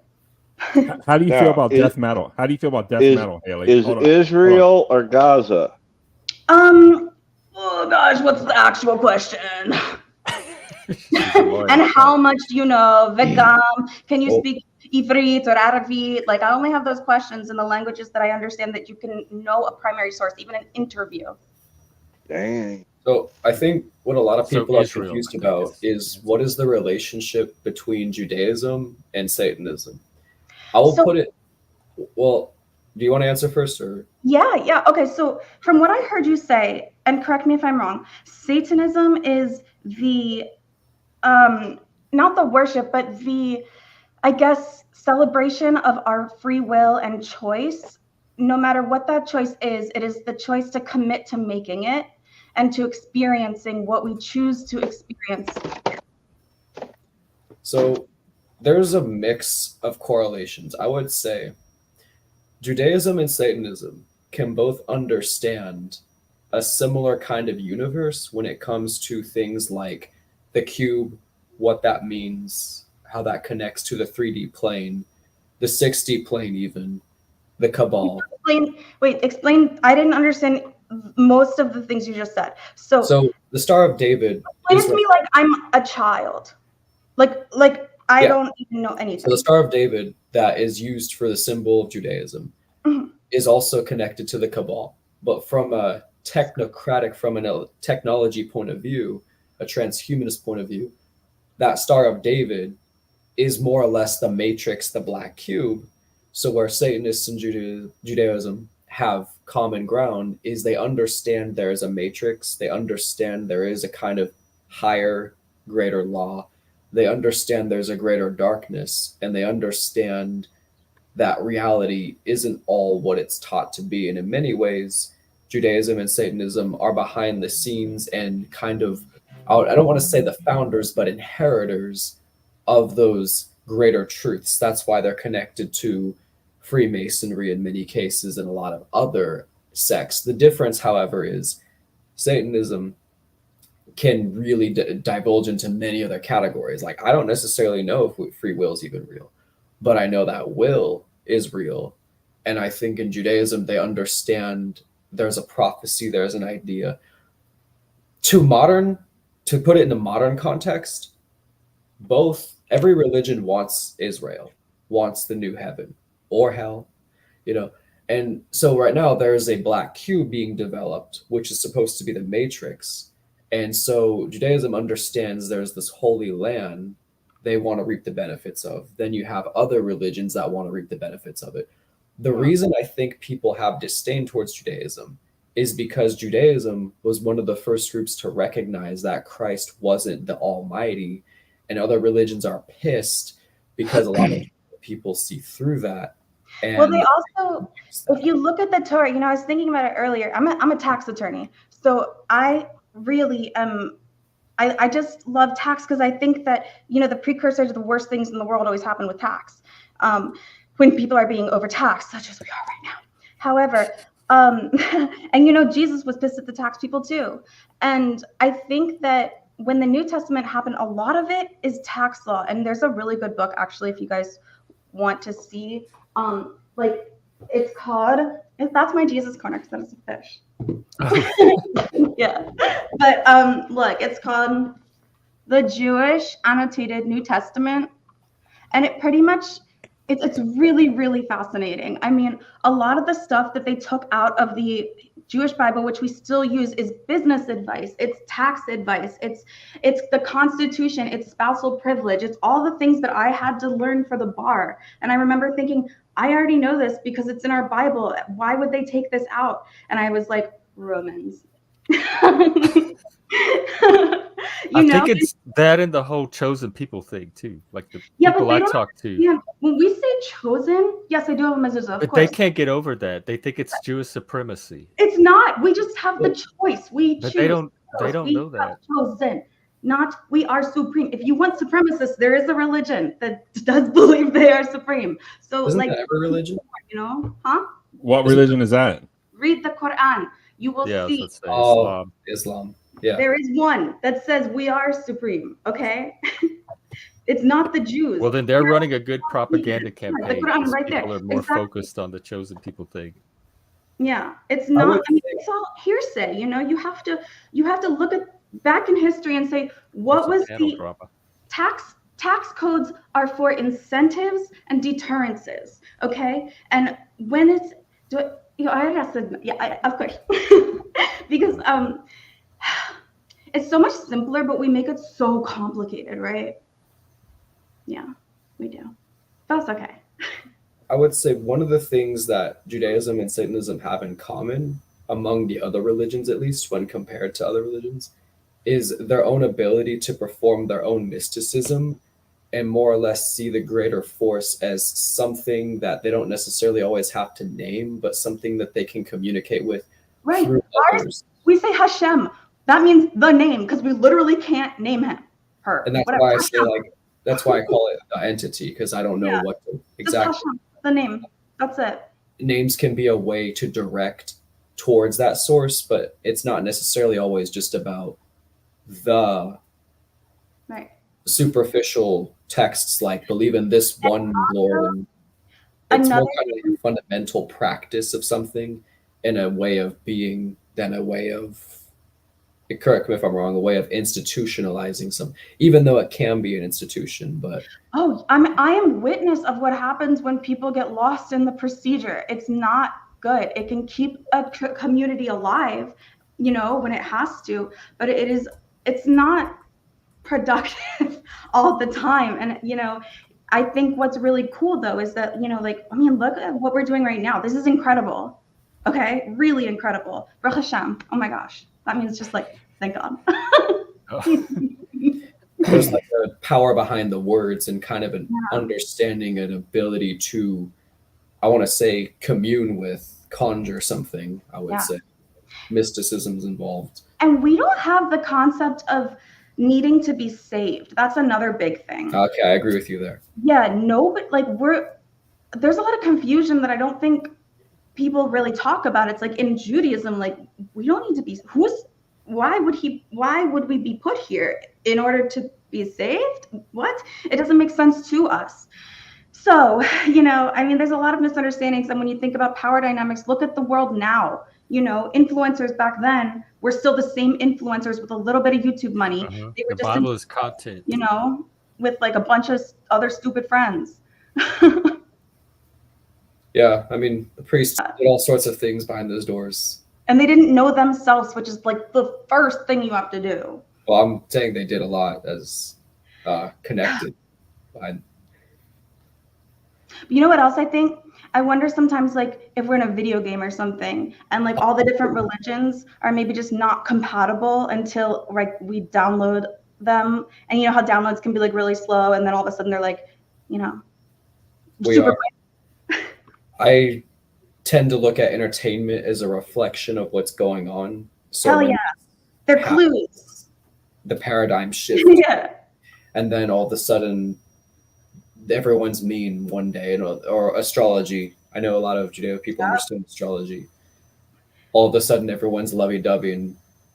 And the gender stuff with like Yesod, like right now, where we are in the tree of life, we're in two places. One is, I think, Tiferet, which is like the truth, and the other one we're at is Yesod, which is like sexual purity. But I don't think it's like, are you a slut or are you not a slut? It's just like that energy, masculine and feminine, and how it manifests and how we are able to balance it, which right now, obviously, we're not doing a good job. But like, the way that we manifest it, I think that's the free will. But I really don't know. I don't know any of this. I just want to say, I'm guessing all of this. I have a few thoughts on that. Personally, I want to hear. I don't care if someone is or isn't a virgin. I just care that somebody has had relations, if as a fit male, with someone else who is fit. Because to me, if they've had non-fit people in them, I did not do what Joe Biden. I find that disturbing. If they want to have relations with me, that's my only premise. That people stay with people who are in shape if they're in shape. Oh, I mean, that people have equal standards.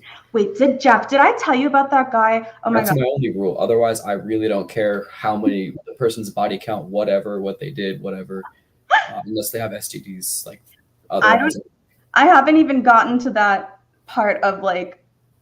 Yeah, there's always another. I'm still like, I don't know.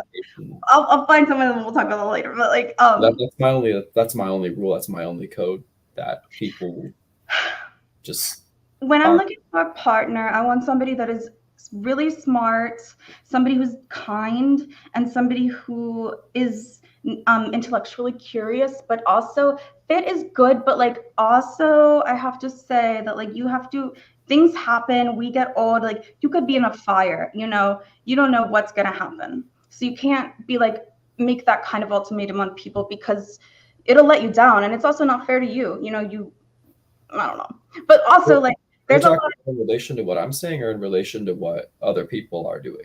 Oh no, I mean with like you said you wanted what is the Kendra cam? I'll elaborate.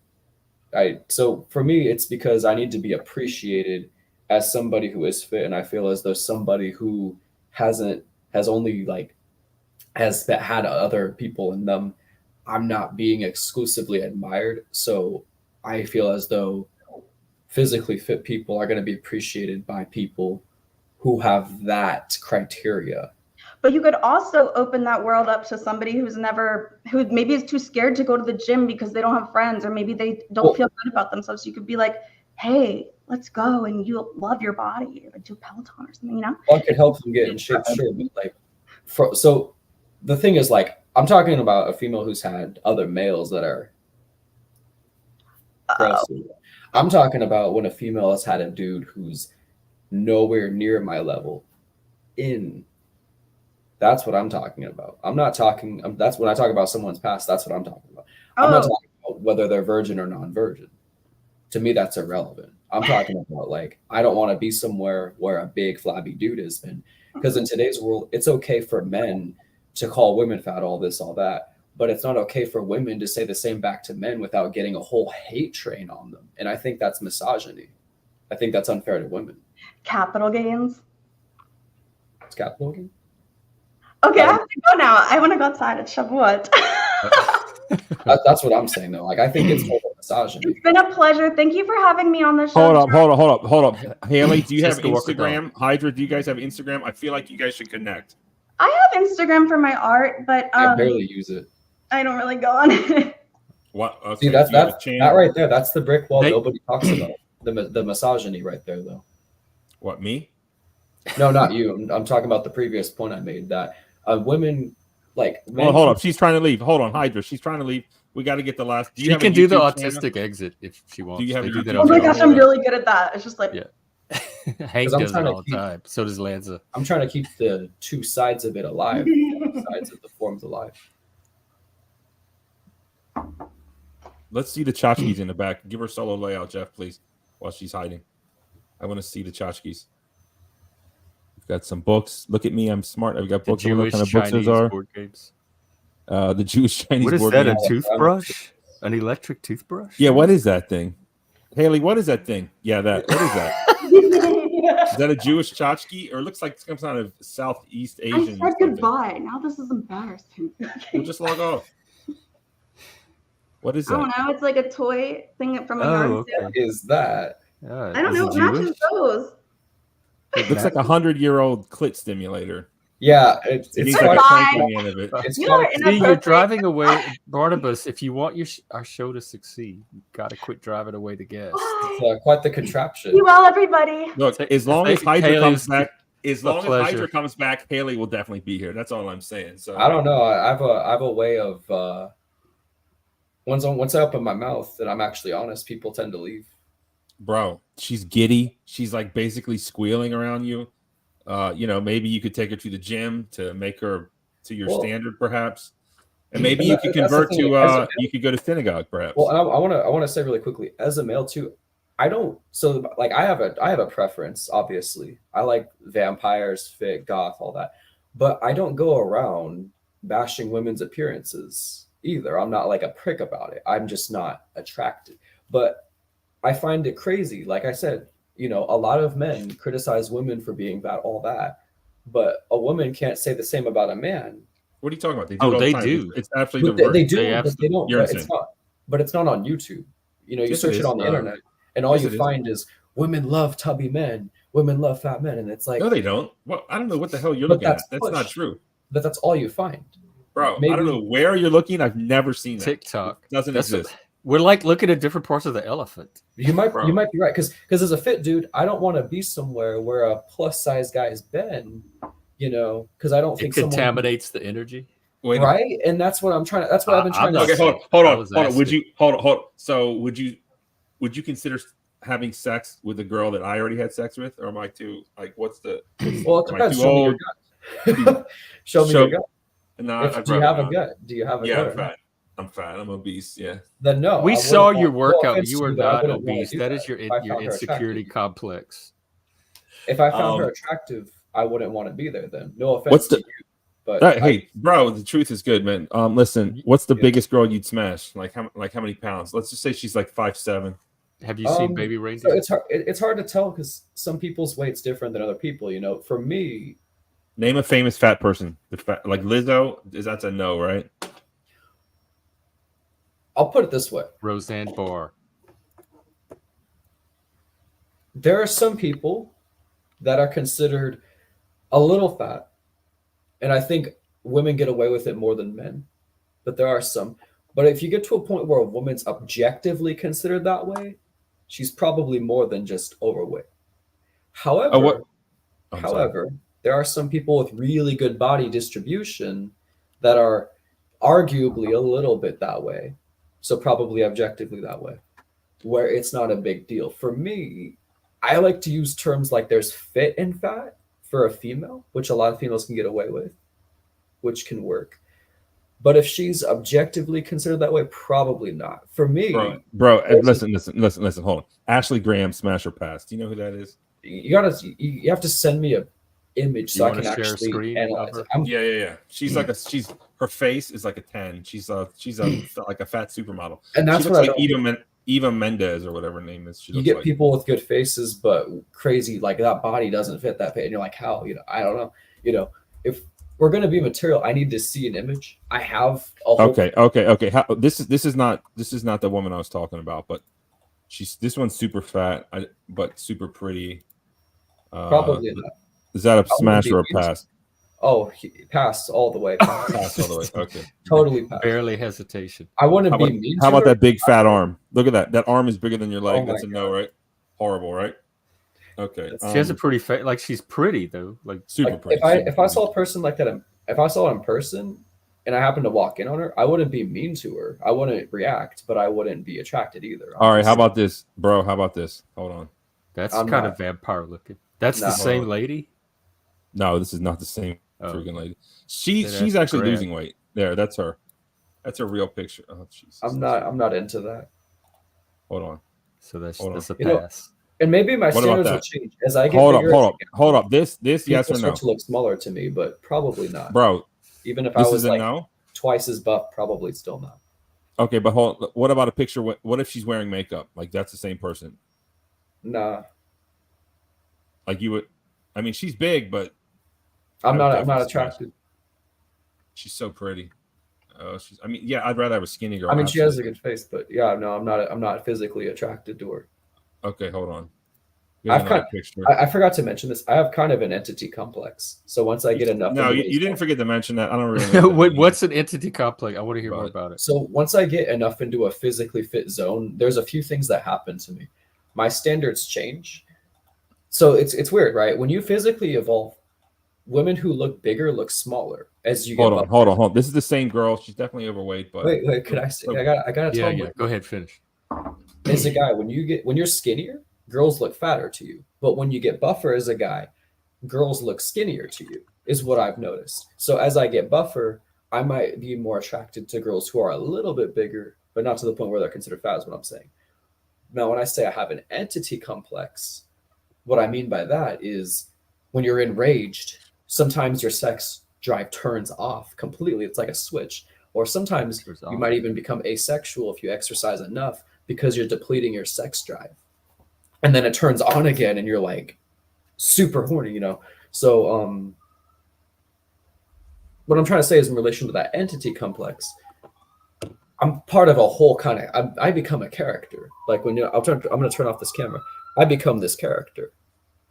That's who I really am. That's so like you channel an entity when you're having sex through you? When I exercise, when I go to the gym and do all that. That must be Baltimore. Barney, can you mute? You know, it'll pass. Don't worry about it.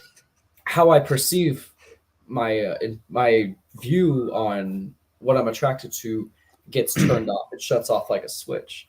So you got to keep in mind too, when I exercise, I'm trying to find someone else who has a personality as well related to what I'm interested in, who's kind of also a female with an entity complex. I'm not trying to find dating sites for that, or should there be? Well, I'm not looking for that right now. I'm still in. I might have an entity clear in life, but when I get to that point where I'm out on my own, where I have my own thing going on, you know, where I'm certain amount of income, all that, then I would be interested in someone who has that entity complex. All right. So you like graduate out of it at some point? So it's a physical and mental thing that goes on. It's an entire way of being, you know.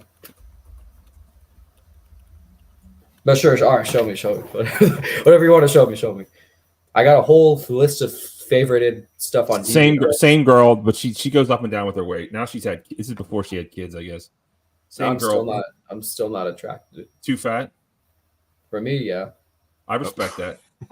What about you, Jeff? Is this enough? I don't know. Wait. Yeah. I feel kind of bad though, because you don't get a lot of females that do the same shit to men on the internet. Hold on, we're gonna address that in a minute. But Jeff, this girl's pretty hot, definitely overweight, but still sexy to me.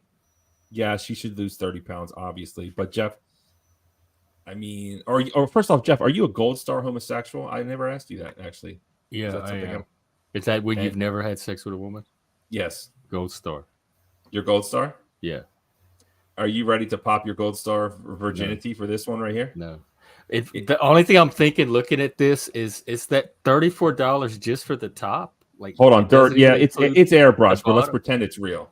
I'll link my DeviantArt, dude. You can get a really good idea really quick.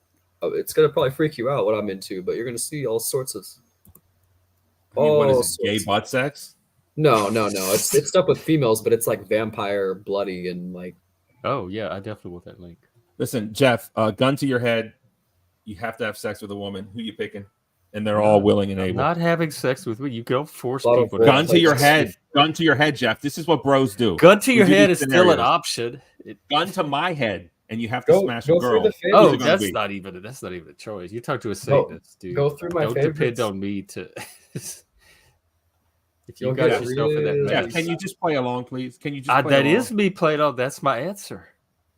Okay. Gun to every person's head. Like the trolley problem, sleep with this lady, or the whole world gets the trolley. Yeah. Yes. Who's it going to be? I'm not sleeping with the world. These are the facts that I know in the case. You're like 100%. Fact number one: I'm not sleeping with the woman, so I can decouple that from whatever consequences come from. Okay, listen. Okay, let me change it. I'm sorry. I gotta ask you now. Well, I'm not done, bro. I'm not done. I know you're an entity and God and all this shit, but let me talk. Okay, listen, Jeff. I'll make it easier for you. gun to your head. Everyone's going to die the most painful death on earth. We're all going to die anyway. Stop. Or you have to get a BJ from one woman.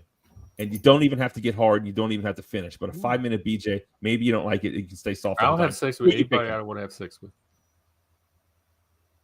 Jeff, I'm really let down on you. I answered your question. Are you afraid someone's going to call you straight? I mean, what's the problem? No, I'm not. It's not something I would do. It's not me. It's a not scenario, an Jeff. Expression of my authentic self. I would not. The entire world is going to burn slowly. I don't care. I'm not sleeping with a woman.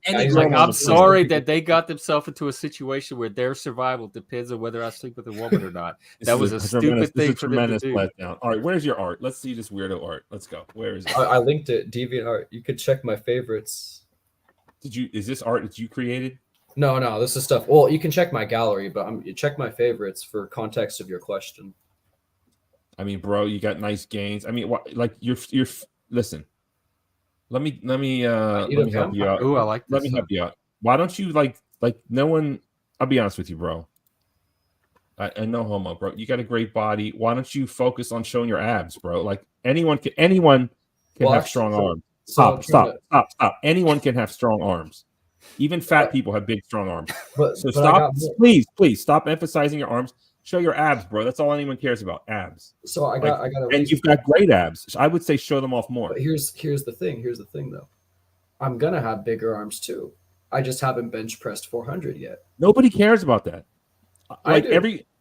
You do because you're in a gym bro phase. Like we all go through. No. Because dude. What you don't get, right?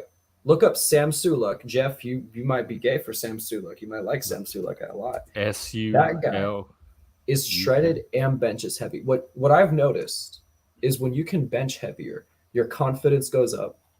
I don't take creatine. Oh God, no. Oh, this is gross. Show the picture. I don't know if I should. This might this is something you need consent for. Are you gonna show Deviant on there? You might get banned. Oh no, yeah. So I know that guy. I know he does incline 400. Dude, he's please. Bro, I went through a gym bro phase just like you. No. I even competed. Bro, I competed in NPC competitions. I understand gym bro. I'm gonna get buffer than you. Listen to me. I'm gonna get bigger on roids. Are you taking roids? No, and I'm gonna get bigger than you. Because Satan. That's fine. Have you seen? That's fine. But listen, I'm gonna get bigger. Cares about that shit. Like being big is not where it's at, bro. Have you seen, dude? Way more people look at you when you get buffer. It changes your face. It makes your face sharper too. It's not just about the abs. That's good, and trust me. I've done a lot. It's power. But it's power. It's masculinity. It's authority. That's what you're not seeing. A lot of people do look at that. That's the stuff you come on here and complain about every day that you don't have and other guys have, and it's affecting you. You have a complex. But yes, what are you talking about? Take a lesson from the same. Wait, Jeff, whoa. Come on, entity or whatever. Thanos snap, dog. Thanos. You got to have the Thanos snap. That's why you got to get the heavy shit too. Because, dude, even in your abs, you can do heavy stuff with abs. Okay, it's gonna help here. It's gonna help here. It's gonna make the face sharper. Dude, do you understand? I went through a gym bro phase too. This isn't a gym bro phase, dog. I do this for Satan. That's fine, bro. It's not a gym bro phase. I'm not a gym bro. I'm not Lion's Sword. No offense to that guy. It's a guy sanity criticizes. This is not Lion's Sword. Bro, you look great. Like, and I'm gonna get better. And I'm gonna get great. Gotta do it all. You haven't even told you about my power bottom, dog. Because that's what the squats are for. You gotta have that boss bitch energy too. You gotta have the boss bitch. You gotta have the masculine. You gotta have dog. It's a whole, all the pain. You gotta get all the stimulation because pain's pleasure. Did you just say power bottom? Yes, I just said power bottom. I just because this is an LGBT Satanist chat, so I'm making it applicable for all. Are you a power bottom? I'm a lot of things. You Jeff, for your straights, why don't you explain what that means? Yeah, I'm not sure I even know what a power bottom. I think it's somebody with a lot of endurance. They could go like a long time. It means a strong lower body, like trained level. The bedroom, it can mean a lot of other things too. Trying to inspire Jeff here. It's not stop. Just like, oh no, stop, don't. It's the opposite of that. Please stop acting like we don't know what power ambitious. It's a lot of things. Let's go to grinder.com. Great. Let's see here. Whoa, wasn't going there. And I gotta ask Jeff. So Jeff, you probably like Zac Efron. You probably like Hugh Jackman. Think of who he is. I've heard the name. Let me look him up. Oh, yeah, you. Yeah. I'm from a different generation. I don't believe me. Oh, he played in fuck. He's okay. Here we go. I don't like those Ken doll looking like. I don't like perfect looking people. Beautiful, perfect. I think it could be a little more. Oh, beautiful. Oh, so you're more into like aggressive, like Hugh Jackman, Wolverine. Aggressive, down to earth, like more working class, a little more rugged. Hugh Jack, Wolverine, Silver Fox, outdoor. Wolverine, lumberjacky, the like model type that are clean cut and Aragorn, well dressed stuff is not as Lord of the Rings Aragorn. Maybe who is that? Oh, I think you'll like Aragorn. I saw. Is that what's his face? I don't know the actor's name. I'm sorry. So I'll tip my mind. Who played Aragorn? Somebody type it. I can see his name. I don't fucking know. All right, can we address what a power bottom is, Jeff? Read that out loud, please. Power bottom Viggo is Mortensen. You can take it far up and has a really tight and powerful ass. That's what a power bottom is. That's not what I know it as from the gay world. Okay, I don't know what your generation said. That might have a. It might have a. This is early 2000s. This isn't even like 80s stuff that I'm saying. This isn't even. So like I know this as a dominant bottom. Which there are people that are prefer to take the bottom role sexually, but they're dominant in the relationship. Like psychodynamically, they're dominant. Oh, I know it. I know that as a dominant bottom, not a power bottom. And what you described sounds more like a dominant bottom, or a dom bottom. That might be that too. All I'm gonna say is the exercise is not just so you can look a certain way. It's you have a lot of aggression. I don't know if you guys do, but I do. So it takes 4 hours a day almost every day because when I don't do that, I start to lose my mind. And I love the pain going through my entire body from here to here to here to here. And I still work on this every day in the gym too. But I'm also working everything. I spend 100 minutes on abs. I spend like 2 hours on arms. And if I do legs, I like to spend like almost at least 30 minutes. You're overtraining, Hydra. Bro, you're overtraining. I'm telling you. But I'm not. You don't realize you're subconscious because the Matrix has programmed you. Okay. And you don't have to do that. You don't have to. Yeah. Because the thing is, there's no such thing as too much. In Satanism, we go all the way with whatever we do. Bro, listen, there is something called too much. It results in rhabdomyolysis. That's when your muscles break down so much. Your protein starts flowing through your blood and stop. It goes through your kidneys. Shuts down your kidneys. Excuse me. And then your kidneys stop. Can I talk? And then your kidneys stop, and you go into renal failure. It's a thing. Rhabdomyolysis. Look it up. No, your fear's programmed you. Science. Fear and is I was my a nurse. ally. You submit to shadows, not me. I am the shadow. All right, my dude, you are awesome, and you're too powerful for me. That's a fact. I'm not trying to be a dick, but you got to. I understand. Thank you for helping. I want you for helping me.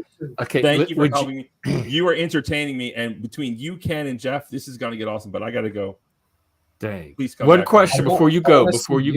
Too, not just. Would you have his name on your drawers? Are you having the drawer, the man on the drawers feeling? Oh, let's ask him. But is your masculinity feeling compromised? I'm kind of skinny. I won't lie, but I'm getting bigger now. This is my year. 2024. Are you trying to get like that? What's his face we just saw? That kind of big? That dude's on roids. You can't get that big unless you're on roids, bro. Not quite like Samsung. You got to keep in mind too. That guy uses creatine. I don't use creatine, so I'm natural. He uses steroids, bro. I'm not going to use steroids. But I do want to get his knees are so big, he's going to have gyno and start lactating soon. This is what I'm trying to say. I'm trying to get his strength, but I don't need to be as big as him to be as strong as him because you got to keep in mind that dude's on roids and and creatine. I don't need creatine. So not necessarily his physique, but the strength. But yes. Listen, because I'll look really good with that. Just take a look at Ronnie Coleman and bro, just be careful, man. Lifting heavy is not where it's at. Just be healthy, man. I've been doing it for 2 years. Okay, you know everything. So peace out, and I'll see you Midlife, next do you have time. a church? You're just really butthurt. I'm sorry, but this like. Well, I mean, you interrupt me constantly, and everybody does over here. You have think you know everything, and I was. I just like know you. what's worked. I was actually see. I can't even finish a sentence around you. So you've assumed. There it goes again. I can't even finish any sentence around you. You think you know everything, bro. You're awesome. You've got great gains. You got a great body. You got a lot going on there. So salute to you. I mean that. But you know, there is a thing of overtraining. There is a thing like Ronnie Coleman, who's in a wheelchair now, and Sam Sulek is on steroids, bro. So just live your best life. I appreciate it, and that's all. No, but I was just like you, but worse. So this is my punishment. So I get it. It's fine. Well, okay. What was your bench? What did you take? What did you do? I need an example. Did I ever do 400? No way. Not even close. Maybe I squatted 4 plates like once. I do that. Well, okay, so you're better than me. There you go. But I've been running since 2nd grade too. You got to keep in mind. I actually have done the calisthenics and all that other stuff too, way before I went to the gym, for years. That's great. That's great. So it wasn't just like, oh, I went to the gym, all of a sudden dropped the weight, like, oh, I'm gonna die. No, I built up to it. Bro, it's just like when I went through that phase or your lifestyle, and as I get older, I just realized I just want to be fit and like thin. Yeah. Because I'm overweight. That's the problem. And I might change too. I might eventually, but I'm always going to do the most of whatever. If I don't do the most of just weights, I do calisthenics, I'll do cardio, I'll get into yoga if I have to. If my joints are not bad. Yeah, do Bikram yoga. It's awesome. I love it. But anyways, peace out. And I'll be listening. So peace out. See y'all later. Definitely come back. I gotta go soon too. Just saying. No, don't leave. No, I mean I gotta go to the gym in like a couple hours. I haven't been in a few days. It's driving me nuts. Something. I mean, I don't even know. You wouldn't even let me finish a sentence by telling me how you like to work out for 24 hours a day, and now you say no. I said you haven't been to the gym for a few days. It's like, bro, I'm so confused. Yeah. But anyways, no, I gotta go, bro, and definitely think of that girl, man. She's definitely like crazy for you. I don't know. Maybe you guys could team. Maybe you could show her your workouts. IGs. Well, I don't know. I should read the situation differently, but yeah, there was some kind of energy there. You don't think that she was excited? She was so excited to be around this Hydra. I mean, it's a fact. You got to keep in mind too. I'm not trying to sleep every person I meet. Some people are collaborative. Some people you can get other ideas of the matrix communicated with. Some people, you know, I'm not like low with my tongue out, just like trying to get with people. Bro, she's a Jewish tax lawyer. I mean, when does that not come in handy? I mean, you could teach her how to work out. She can do now your you're taxes. thinking about money. Now you're thinking about benefits. He's materialist. No, you said you're looking for people where you can greed. You know, no, it's not greed. It's like a kind of a barter system. And you teach her how to work out. She can advise you on taxes. Like, what's the problem? You can be friends. I see what you're saying. You're thinking of transactional stuff. I see what you're saying, but at the same time, you got to think, are the two same people invested in the same overarching idea? I mean, yes, because she understands that crazy language that you're speaking. She came on. A lot of people do. It doesn't mean they Jewish, agree with it. Hebrew? It doesn't mean they always agree with it. That crazy Hebrew. Moose, come up here so I can go because I think Hydra's gone and I'm going in. I don't go. All right. Yeah, he's all right. But I'm still going. Closing remarks. Then. Closing remarks, Hydra. Do you want please come back? Just because I'm a dick, this is Jeff's channel, so don't. Yeah, but he's my like co-host in training. So just because I'm a dick, just remember this is not my channel. This is Jeff's channel. Yeah. So if you don't like me, there's a lot of people that don't. But don't be discouraged by me because I think you're great for the show. I really mean that. And you speak all that weird, crazy Satan stuff. I don't understand that. I have no interest, but Jeff does. So I think. If you could come back and do a reoccurring segment, that would be awesome. Perhaps that's what I got to say. Take care. And don't lift too heavy. You got a great body, bro. Don't hurt it. Don't hurt it. Right? Don't hurt it. Don't get injured. Don't be a strong, tough guy. How many strong, tough guys with a bad back are there? Like all of them. So just keep that in mind. It's true. That depends. You seem to have a dogmatic stance on health and fitness, and it's not just you. It's a lot of people that have that. And I'm trying to break the stigma. I'm trying to break all dogma, because a lot of dogma is based on status, hierarchy, fear, but how often is it true? How do you know everyone's who lifts heavy is going to get injured? Well, I worked in a hospital. I worked in hospitals for years, and all these strong, tough guys come in with their fucked up backs. But you're only seeing the negative. It's not all. Who's to say there's always this attempt to police, to put this kind of barrier, and there's always a right and wrong way to do everything that everyone seems to know. But what works for them? Right. You know, like I say it all the time. It might not work for me. Like, I'm trying to think. I'm not a good swimmer. I would die if I tried to do swimming like some other people. I'm terrible at swimming. But I'm not going to tell people, like, based on just injured people I've seen swimming, oh, they shouldn't do that. You know, it's all fear. But it's like fear itself, we are fear. We instill fear in others. Humans have always been that way. The same people who can be under fear can instill fear. I'm scared shitless of a lot of things, but I still have to go for it. Are you really? Oh, yeah. I mean, yes and no, right? Like, I have a different way of internalizing and interpreting fear, but yeah, we all have anxiety. This realm isn't, it doesn't make sense all the time. There's a lot of uncertainty. So are you you're supernatural, Bliss? You believe there's something beyond just this? Yeah. I wouldn't call it, like I said, I can't call it anything under the classifications of spirit, religious, all that. But yes. Oh, yeah. So death is not the end. It's not final. Ooh, that's a tough one. Death could. So I'll put it this way: immortal life is immortal death, but it's dying. Someone who's living forever is dying forever. Mm-hmm. Immortality itself is just an extended, prolonged version of death, except you never actually die. You're dying. Right now, you and I are dying. And to live is to really suffer. Like in Buddhism, I'm not a Buddhist, but they say life is suffering. I agree with that. So if you're immortal forever, you'll also have to feel pain forever. And theoretically, if someone's willing to do that, they can be immortal. But are they living? That's the catch. You can't have life without death, but can you be living? Then you can be dying. So we're always dying. That's all we can do is die. Exactly. We never actually experience death. All we experience is dying. Exactly. That's all we're ever going to know. I still think I probably will die, of course, most likely based on our past few thousand years. But is death the end? Well, there's also a beginning, but do we get to benefit from that beginning? Do we inherit that beginning? That's a tough question. I don't want to be reincarnated. If I am, I at least want to have my memory, and I want to have a body, if not. I don't know how that would work without a brain. Exactly. And I think reincarnation, as we understand it, is really just getting rid of your memory. You lose your memory, you lose your progress in a lot of areas. Unless you regain your memory, you have been doomed by reincarnation, is how I look at reincarnation and soul trap. And are you a soul trapper? Wow, you caught me there. I like the webs. I like to weave webs. Well, I'll put it this way. When you make something really cool, you put your soul into it. So in that sense, you're trapping your own soul into something to create that thing. Because if you don't put your heart and soul into it, are you really making anything happen in whatever it is?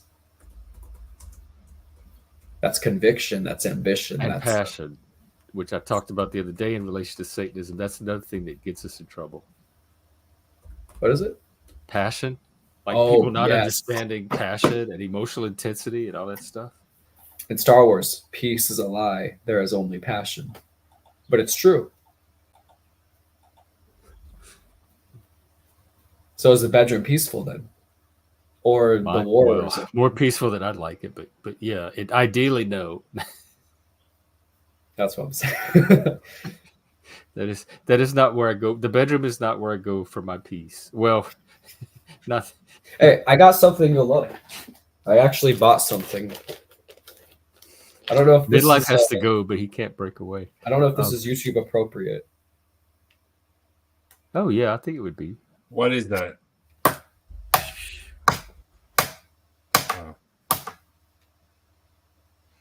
I swear, that's the piece for the piece in the bedroom.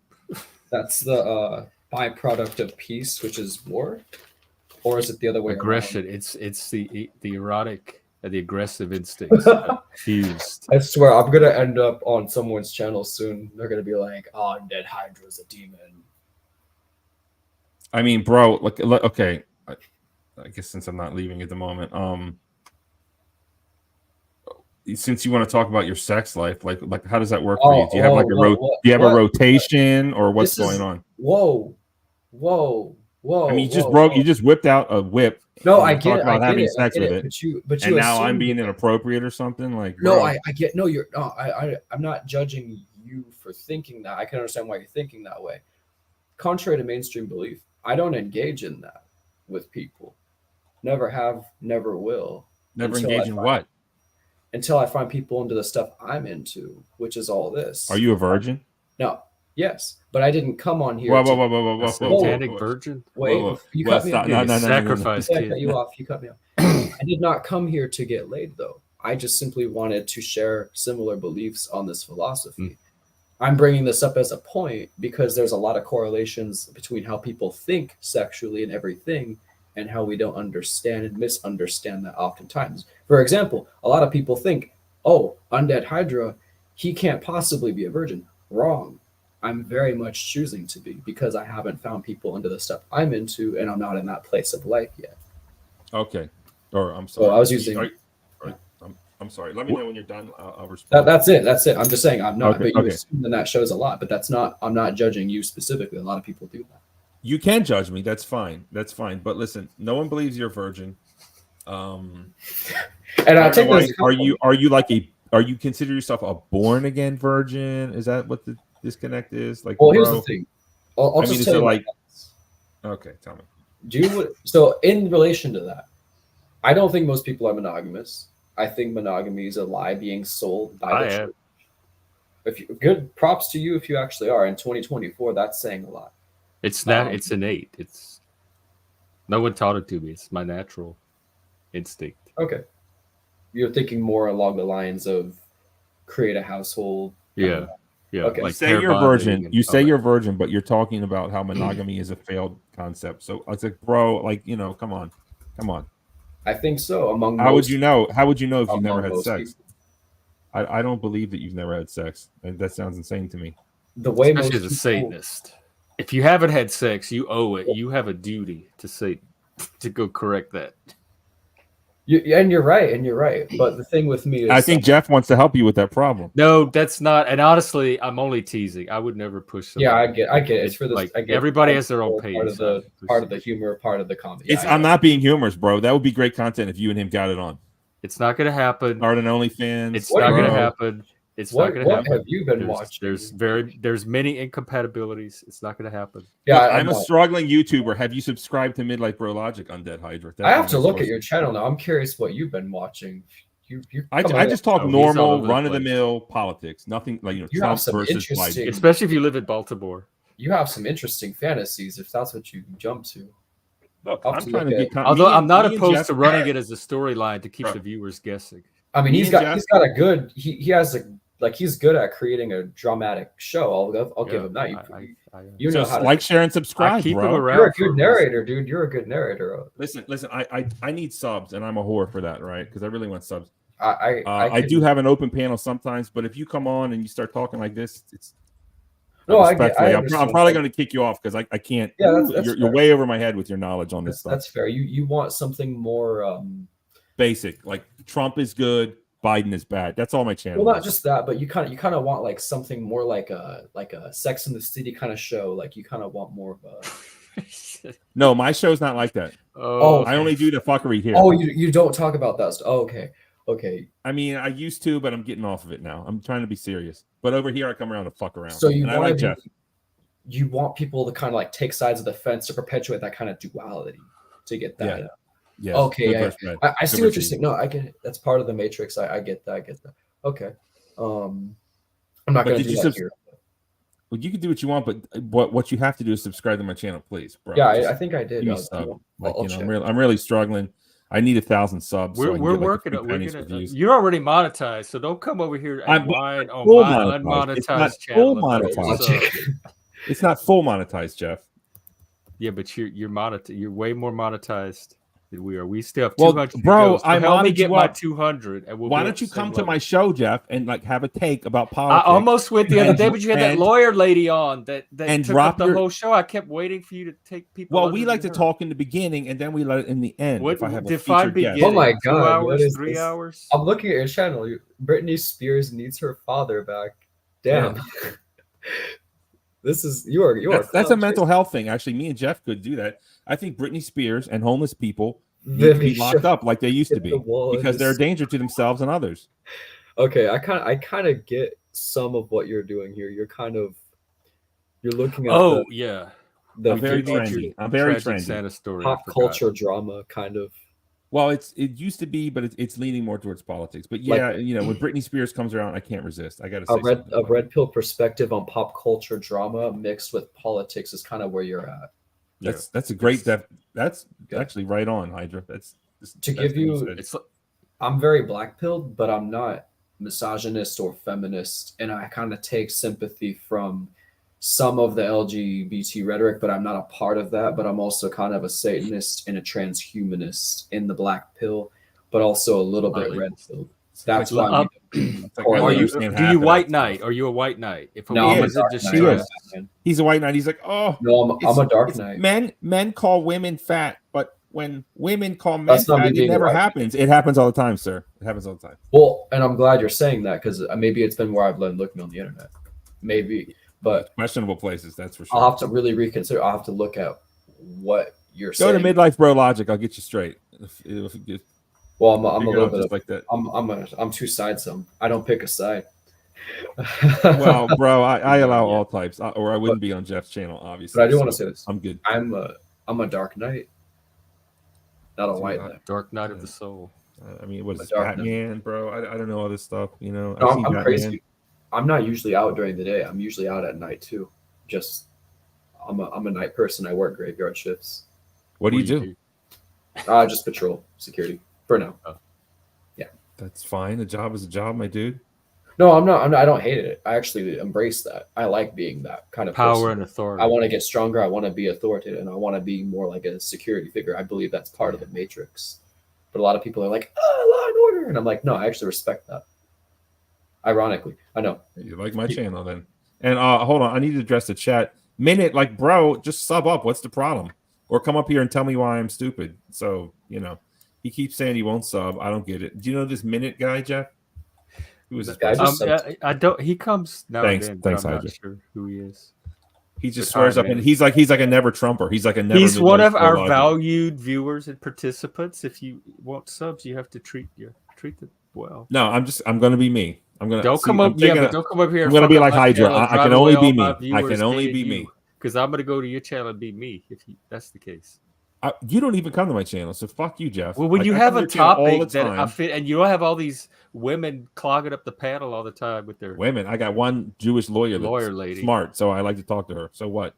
And I'm trying to get that other Jewish lawyer. I'm developing an eye for which panels I fit in on and which panels are risky. And so when I see a lot of women on a panel, one woman is not a lot, bro. Well, she's a lot of woman. I don't know her. I like her. I just don't I'll think text you when I need you. I'll text you when it's time for you to slide in. Yes, Daddy. You know what I'm saying? There you go. There you go. Okay. And you can wear the fucking antlers or not. And then you're a mod, so just feel free to drop your link anytime you show up, my dude. And you can also restream it to your fucking whatever. Yeah, I want to do more restreaming. Just tell me what role you want me to play on your channel. If I ever do hop on your panel, it's not going to probably be for a while because.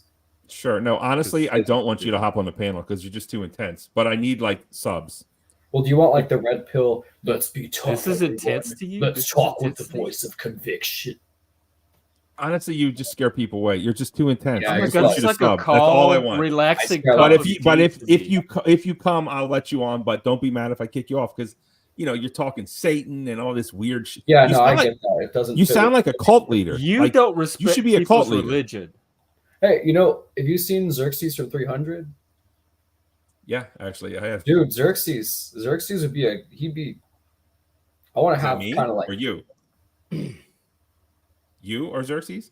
Well, no. Well, I'm not saying I am, but I kind of take inspiration from Xerxes. I think he's cool. He looks like an androgynous freak. I mean, yes. Without the piercings, though, the piercings are a little too much. Those nipple. Oh, that's painful. Man, that's a little painful. I'm not into piercings. I mean, at least I wouldn't get those down. Oh my god. I mean, I had my nipples pierced, and then one day I woke up and I said I look like a total faggot, and then I took them out. Yeah, but you would think that anyway because you think that about everything about yourself, even the type of underwear you wear. And I had a tongue ring too. And I was like, "This is the fucking gayest thing ever." And then I need to address this for Frank right now. Frank, there will be no timing out or modding. My wrenches are not allowed to mod. They're just there to post links and help facilitate the chat. If any one of them ever mods, let me know and they will lose their wrench. You know, do you want to unmod me? Is it causing trouble? Because I just wanted to post something like my link. If the guy who got piercings, I saw a guy in the gym. I saw a guy in the sauna. He had nipple piercings, and I was like, "How the hell are you going to do that in the gym? That sounds painful." Like having them on. Like he had piercings on, but he was at the gym shirtless. Some people tape them when they're doing. Are you at a gay gym? I mean, is the gym shirtless? They only allow. I don't know. I might have to really. You might have a. Are you in a gay gym? I don't know. It's not specific. They have non-gay gyms. It's 24-hour gay. You tell me. You know. No, when I moved to New York, I was looking for gyms, and they're like, "This is a gay gym," and I was like, "Oh, thanks for the warning." Maybe it is. Maybe I never knew. I'm in California, so there's a lot of there's a lot of homonormative, and then there's heteronormative. I think California is very homonormative in some areas. So I mean, you're gonna say that you're a virgin, like, bro, you're not. I'm not. Like I said, do you have some type of sexual misconnect or something? Are you? Just be honest with me. I'm not part of any norm, homo or hetero norm. That's fine. Listen. Let's like I can't have a real conversation with you because I don't believe that you're a virgin. Unless you tell me you have some type of medical condition. Do you like masturbate 50 times a day? What's the point of working out and being so? What's wrong with that? You can't even use your dick.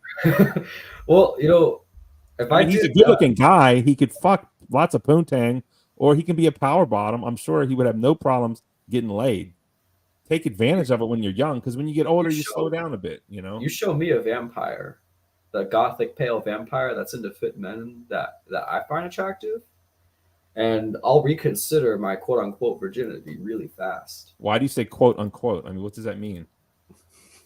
Well, because apparently you think it's a lie, and I feel complimented by that. I'm flattered by it. I'm flattered that you think that.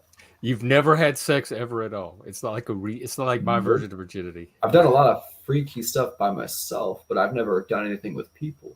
Really? So you're just a chronic masturbator, bro? Is that Well, so I used to be. The thing is, when you exercise a lot, you don't even. Do you jerk off with those gloves on? Thanks for the idea. No problem. Thanks for the idea. Get those other gloves. No, the thing is, when you exercise a lot, you kind of lose that desire to even want to masturbate. Frank, quit trying to manipulate. That's not true. What I do with my riches. Like, I'm not against it. I'm not pro-fap and anti-fap. Do whatever you want to do. Ultimately. No, like, let's be honest. Like, there's people in your life that want to have sex with you. So what's you're like, no, don't touch me. You don't look like a vampire. I don't believe that. Like, no one does. Are they into the stuff I'm into? I don't see a lot of goth people in California. Really? What part of California? I don't. Put some eyeliner on them and some black jeans and call it a day, and then fuck the shit out of them. What's the problem? Go to I don't think they're into the freaky stuff I'm into. I don't think they're true freaks. I think a lot of women pretend they're freaks and they're not really freaks. I don't know. Maybe I've seen the wrong part of the media or the wrong people. Had negative experiences in workplaces that have just turned me off so much. But is there a local kink community that I know of? No. You said kink, right? Yeah. That I know of, no. It is hard to find people. It's hard to find kinksters in general. Then you have to find the ones that match your.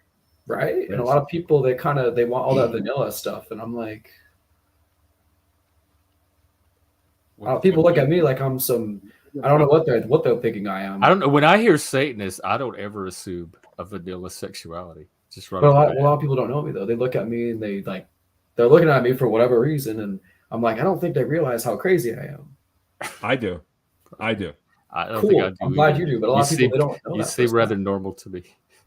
I recognize it. I'm really scared, bad. I'm scared of you, like literally, respectfully. You're scared of him? Yes, the dude is nuts. God. Well, and that's the other thing too. I feel relaxed, and that's just it. I don't know if people are turned on or scared or a mix of both. He has this calming presence. Like straight up, I don't know. Some people they're like it's going to be different for each people. You're not going to know unless they tell you, because each person's going to have a different reaction. I don't know. Are women attracted or scared of me or both? I don't know.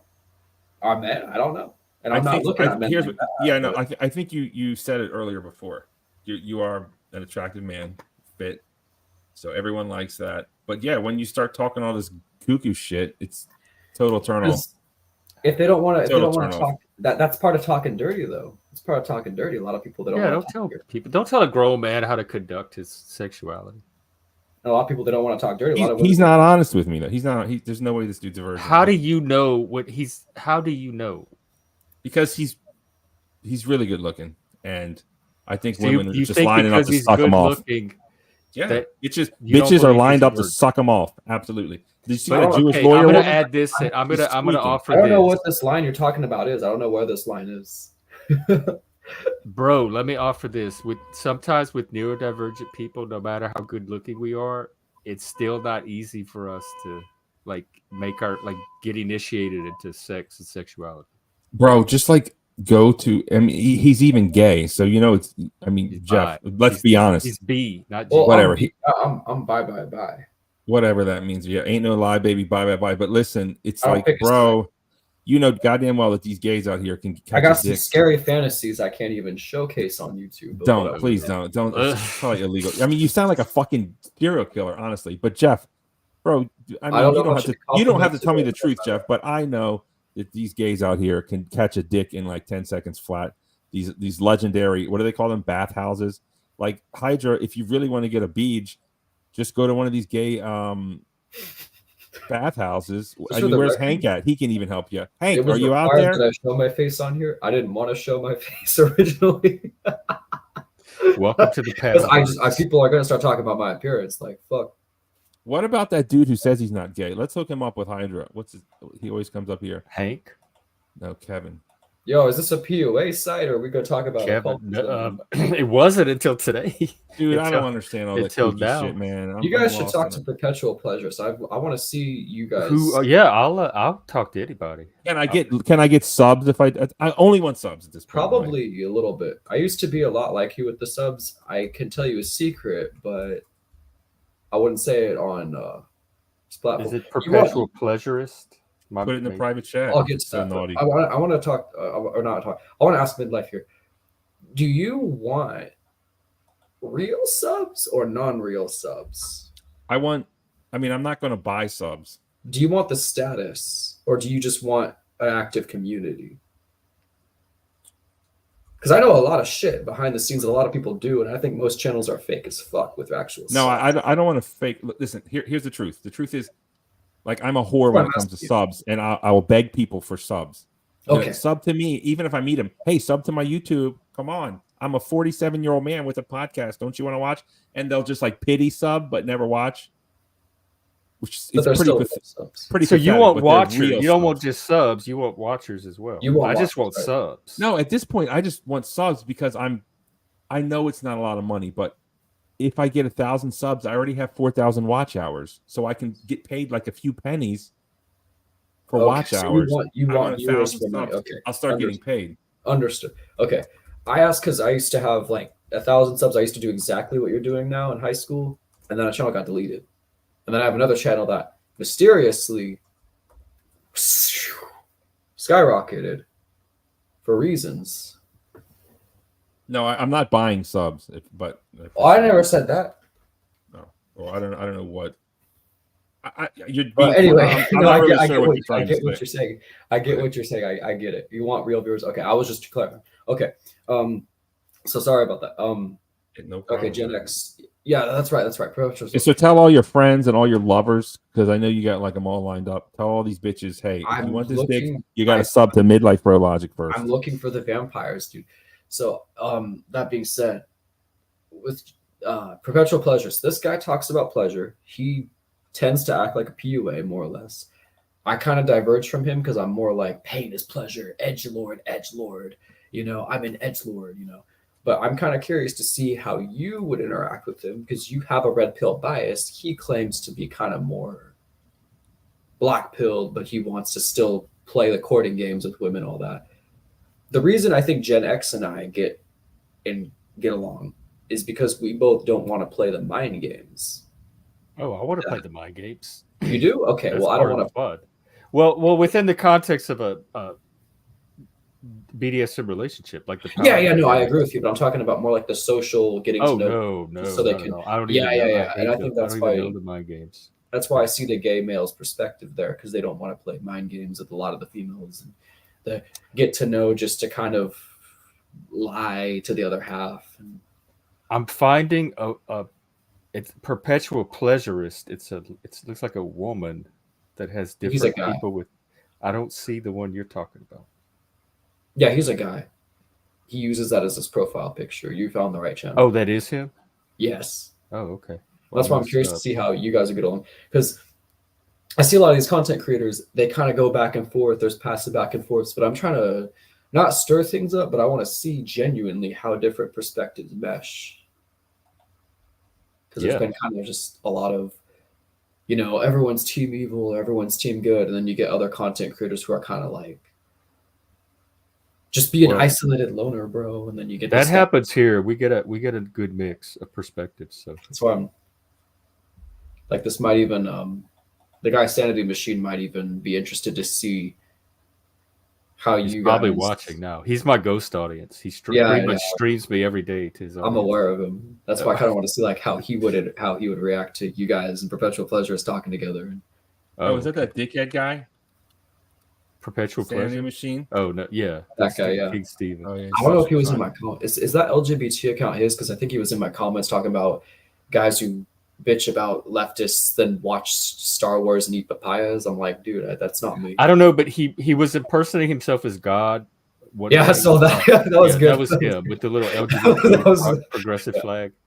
Yeah, that was funny. He tries to come on stream every day. He impersonates different. That's why I made you come on camera because he would impersonate your name and I wouldn't know. And he would come on and I think it was you, and then suddenly he would start doing something silly. Yeah, I figured as much. I will give him credit in one of his videos. He depicted Jesus as a warrior with an AK. I actually thought that was kind of cool.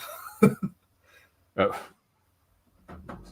Don't get me wrong. I'm not a part of his agenda. I came on his panel once and we had like a debate, like a friendly debate. Like I haven't actually had a serious beef with him, but we had a debate. Like, do you think there's anything outside the Matrix, such as anything like time and all that? And I kind of said like, I think there will always be some kind of structure that becomes a matrix no matter where you go. Because our brain is a matrix. Our brain simulates reality to us. So it could just be like a subjective artifact from the way our brain processes. And he tried to ask, well, do you think there's a way we can unlearn the matrix? But I think it's impossible because you carry it with you. Even if you got out of this, you know. I have a very different perspective from him. I don't really go at him personally, but I kind of think he shares more commonalities with a lot of the truthers than he thinks he does. That's just my thoughts on it. Well, I think he started in the truthers, or the truthers formed a large part of his community, because a lot of the truthers I know seem to have come from that side. It's possible. You know, you might be right. Because he's been around for a decade, 15 years at least. Oh, wow. Yeah, he may have influenced nonconformists. I'm not saying he did, but like start all of it. But he may, I can see what you're saying. He at least influenced a lot of them. It's true. Then again, spiritual people have been around for a while. Yeah, I don't know. I'm gonna see. We'll see if I end up on his channel. Dead Hydra. Hey, Stefan wants to put me on his channel. He'll probably have you. He pretty much lets anybody. I went on his channel. We had good conversations. Our issue was not anything between us. It was things he was doing on my channel toward other people that I had to draw a line with. And then he threatened my channel at some point. He said he could, what was the phrase he used? He could bury my channel or something. And I said, okay, that's it. You're not coming back here anymore. But our conversations were actually interesting and stuff. I didn't have a problem with him personally.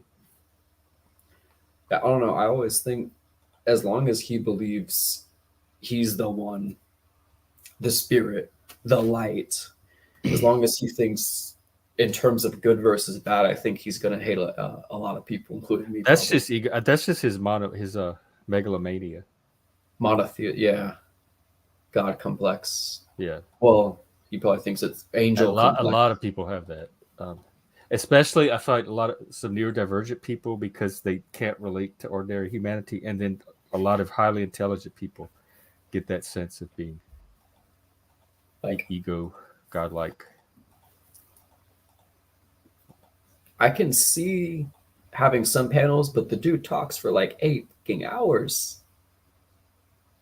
Could do a lot more with that time. Yeah, well, you have a life, and you're young. I think he's. Well, a lot of these people are shut-ins. Like they live on YouTube.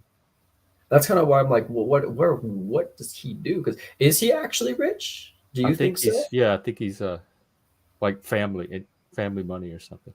So I don't think he has to work. So he has all the time to sit around, and which I don't have a problem with it. I pretty much most of my life is on the internet too, but I try to do it constructively.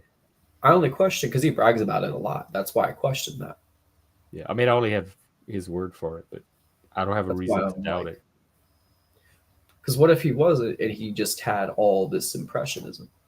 I'm not saying that's true, but I'm considering that possibility every day when his name comes up. I think it's like neurodivergence, maybe some mental illness a little bit, and some personality disorder and developmental, and basically just that's his individuality. Because if you spent $1,000, I think, on YouTube, you would have 100K subs for $1,000, I think, and people think, "Oh, you're rich and famous." Well, if you don't want real subs, like you said. But I'm just saying that like impressionism is really powerful on this platform. And every day it becomes harder to separate impressionism from reality because YouTube is actively shaping reality. You think intentionally or just algorithmically? A little bit of both. I mean, I kind of wonder, like, apparently this guy's telling me, no, women don't like overweight guys. Women won't. And it's like, well, if that's the case, then I feel actually valued physically. Because originally I got fit for a lot of reasons, but I wanted to be more valued exclusively by females who've only been with, more fit dudes, etc. Really just anyone in general. But then this guy's saying, no, women don't. And then you got a lot of fat guys who are like, well, I have money. Women actually do. And it's like, so what's going on here? What's the truth? That's just one example, but it's like that with everything around you. Yeah. So is it? It's going to be like that for a while, I think. Because of the age we live in. Is it Satanism? Is it Christianity that dominates the realm? Is it both? Is it one more than the other? YouTube's saying this, then Christians are saying that. Like, which one is it? Is it the leftists or rightists that are growing? It's so easy I think it's all of it, because I think that these different religions and philosophies you're talking about are all valid because none of them are descriptions of reality. They're all sets of values, lifestyles, like ways of living your life, ways of forming society together. So they can all be true in that sense, in the sense that they're useful and they help people live their lives and they help people find meaning. And so I think that the debate, that they're not asking the right questions. The question is not which one is faithful to reality, but which one helps the society function the most or helps your personal life work the way you want it to. And for me, Satanism does. Yeah.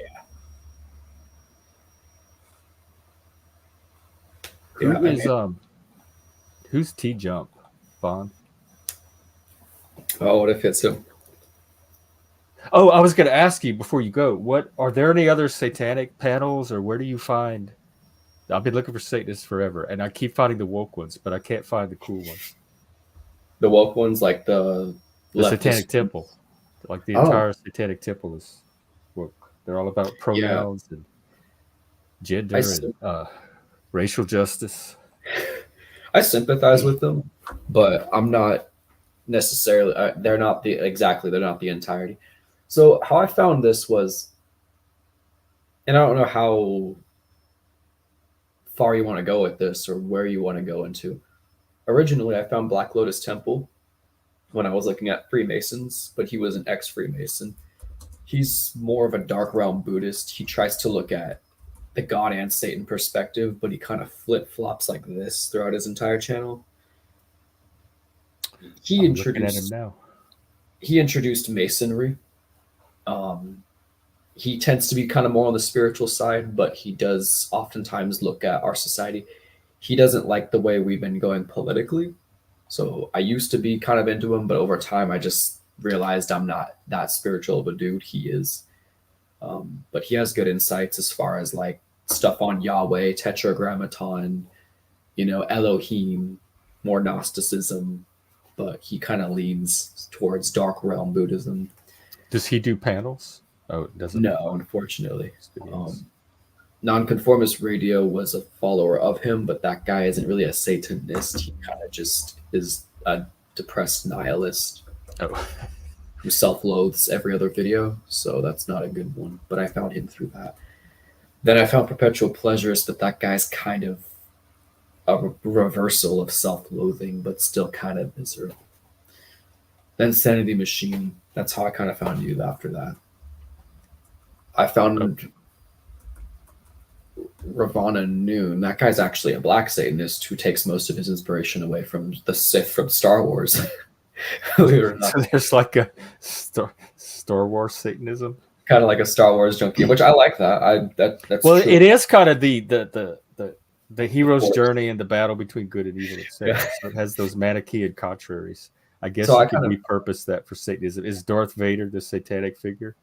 There's all the Sith, but yeah, pretty much. I like that. I actually agree with him. I like his views in terms of that. I'm not as much about the God complex. That's where I kind of diverge from him. But he talks about vampirism. I think he was called Temple of the Black Serpent. I don't think he does panels willy-nilly. But hey, I mean, he has classes. I'm not advertising him, but I don't know. We ought to get a satanic panel going or series or something, because there's not a lot of places for Satanists to meet and learn from each other right now that I could find. There's Shane Bugbee. There's the Hell Satan podcast. There's a few others. There's a bunch of dudes. Solo. Yeah. I'm into dude Satanism, being red pilled manosphere. I'm the red pilled Satanism. Oh, okay. Yeah. Well, the big find a lot of big toe. You get a lot of black pillars, but then they kind of don't really want the actual darkness. That's kind of my beef with black pillars. Because to me, the black pillars and doomers are different than Satanism is almost the opposite of black pill to me. It's a religion of hope, liberation, empowerment. Yeah, all of that. And the black pillars, if we're even looking at the same darkness, and I don't know that they are, we see it completely differently. I see it as a source of strength and empowerment, and they see it as something to despair about.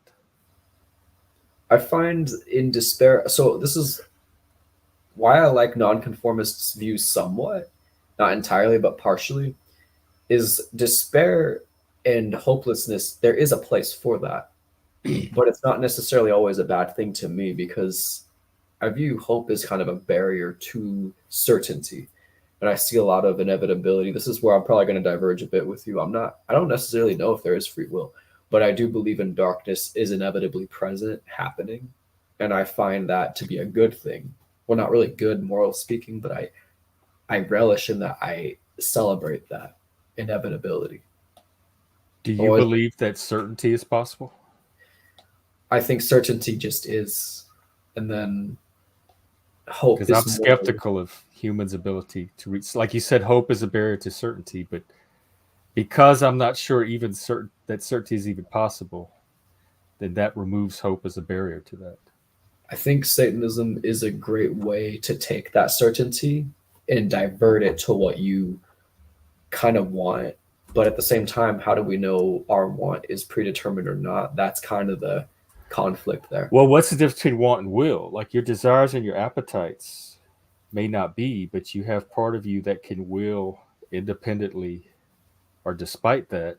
And so how much of your will is your will and how much of it is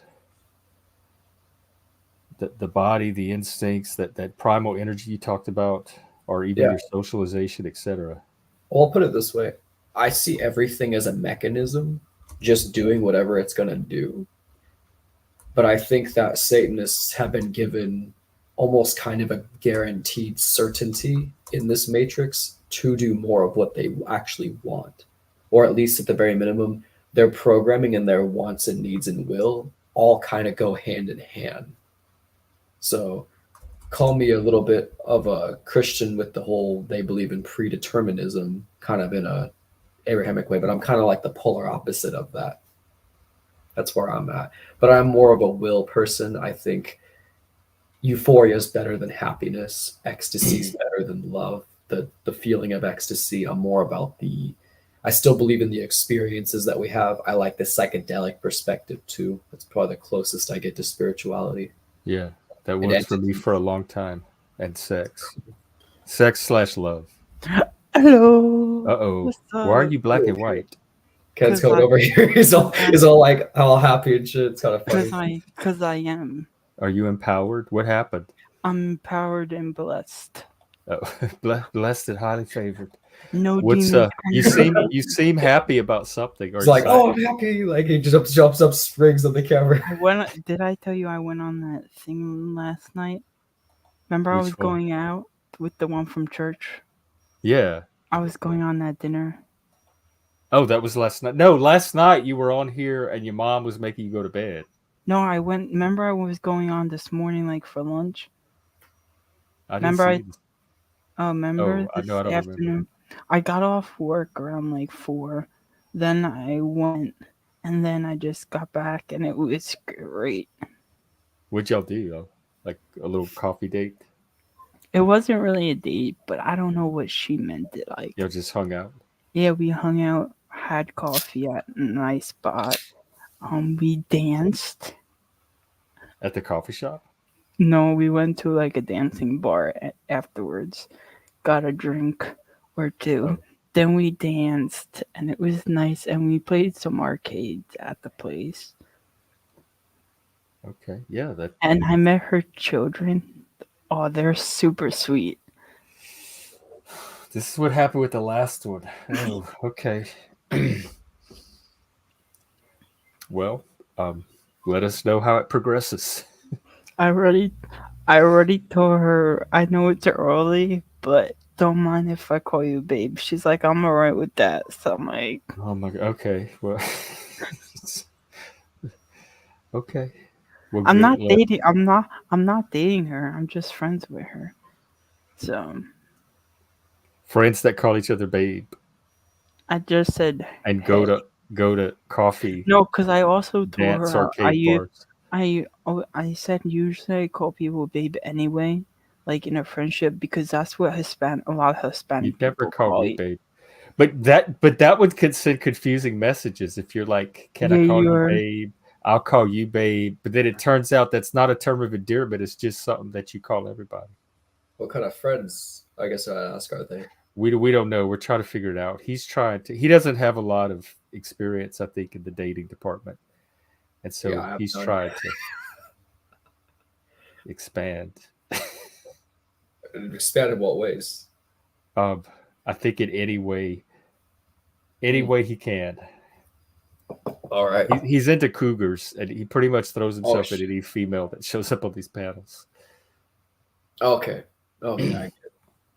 And he was dating his manager. I mean, he was trying to date his manager because she wanted more kids or something, and she was going to have her tubes tied, but changed her mind after they went on one date, and then broke up the next day. And like, were giving each other the finger at work, and it was very complicated and dysfunctional. Yeah, I think so. Or and now they're friends again. So that was the first relationship. And then he met this girl at church, and he went on a date with her last night. So that was the second attempt. And then there's several panel people that he's interested in talking to. So he's like out there exploring his nature. Really quick, I gotta ask. I don't know if you believe in. Well, you probably believe in astrology to some degree. Not anymore. No? I was studying to be a professional astrologer when I was in my 20s. I was going to get certified. I took the course. I had the table of houses, the ephemeris. I was like an astrology geek. I was hardcore into it. And then I decided none of it made sense. It was all bullshit, and I gave all of it up. So do you care then if I ask your like sun and moon sign? I could do you one better than that. I had my entire chart read. Chart, cool. I'll look at it. Stream. Yeah. I am a Scorpio. Damn it. Virgo rising. Scorpios. Scorpio sun? Yeah. I'm a Friday the 13th, baby. Moon rising. Virgo rising, moon in Taurus. And like most of my planets are below the horizon. I have the full moon conjunct retrograde Saturn right at the zenith, and every other planet is below the horizon. What's your Mars in? A lot of them are in the first like 1 or 2 or 3 houses. They're all clustered. I have like 5 or 6 in one house, and I think Mars is in there, one of those. What is your Venus in? Somewhere around the same area. I think my Mercury and Venus and Mars are all clustered together. I'm trying to find that episode because he read my whole chart, and he has. I'm a Taurus sun, Aquarius moon. So already like grounded, but trying to get that like intellect going too in that like technological way, because that's kind of what Aquarius would do. But I got a Mars in Sagittarius. You know, that's some rowdy, aggressive energy right there. That's some. We love to get aggressive with Mars and Sagittarius. They look at intimacy as like a sport, and then I got Venus and Aries, so that's why I act like a flirty person even if I'm not. Venus and Aries in the same house. Aries is in mutinous, or yeah. Like Venus no, actually they're at war with each other. So my flirting style is contradicted to the norm, because the norm is to be Venusian, you know. Aries is Mars, so Aries is ruled by Mars. So I'm like kind of almost anti-love, but I'm not. I'm just more of it. Well, because there's a relation to me between Venus and Mars, or Venus and like Aphrodite and Aries, love and passion. It's that energy. Like love without Aries is not the same thing as love when you have that Aries element to it. That's what I'm saying. Like that Satanists would relate to. And for me, Aries is very much a part of my Satanism. Yes. Possibly even more so than I've had the higher spiritual side of love, but I don't know that was necessarily related to my Satanism. That might have been something separate, some other kind of spirituality. That's why I don't know if Satanism is going to take me back to that place. Probably took back to which place? That love, that spiritual love connection place. Although it might, you never know. I think I'm open to it will take you deeper into the shadows behind that spirit. Yeah, that's what I talked about on my stream the other day. Was the quest beyond the ego, like the transcending. Like you have these peak experiences that can take you to your egoic sublime, but then that's not the final limit. No, there's something like behind that, which you're calling the shadows behind it and stuff.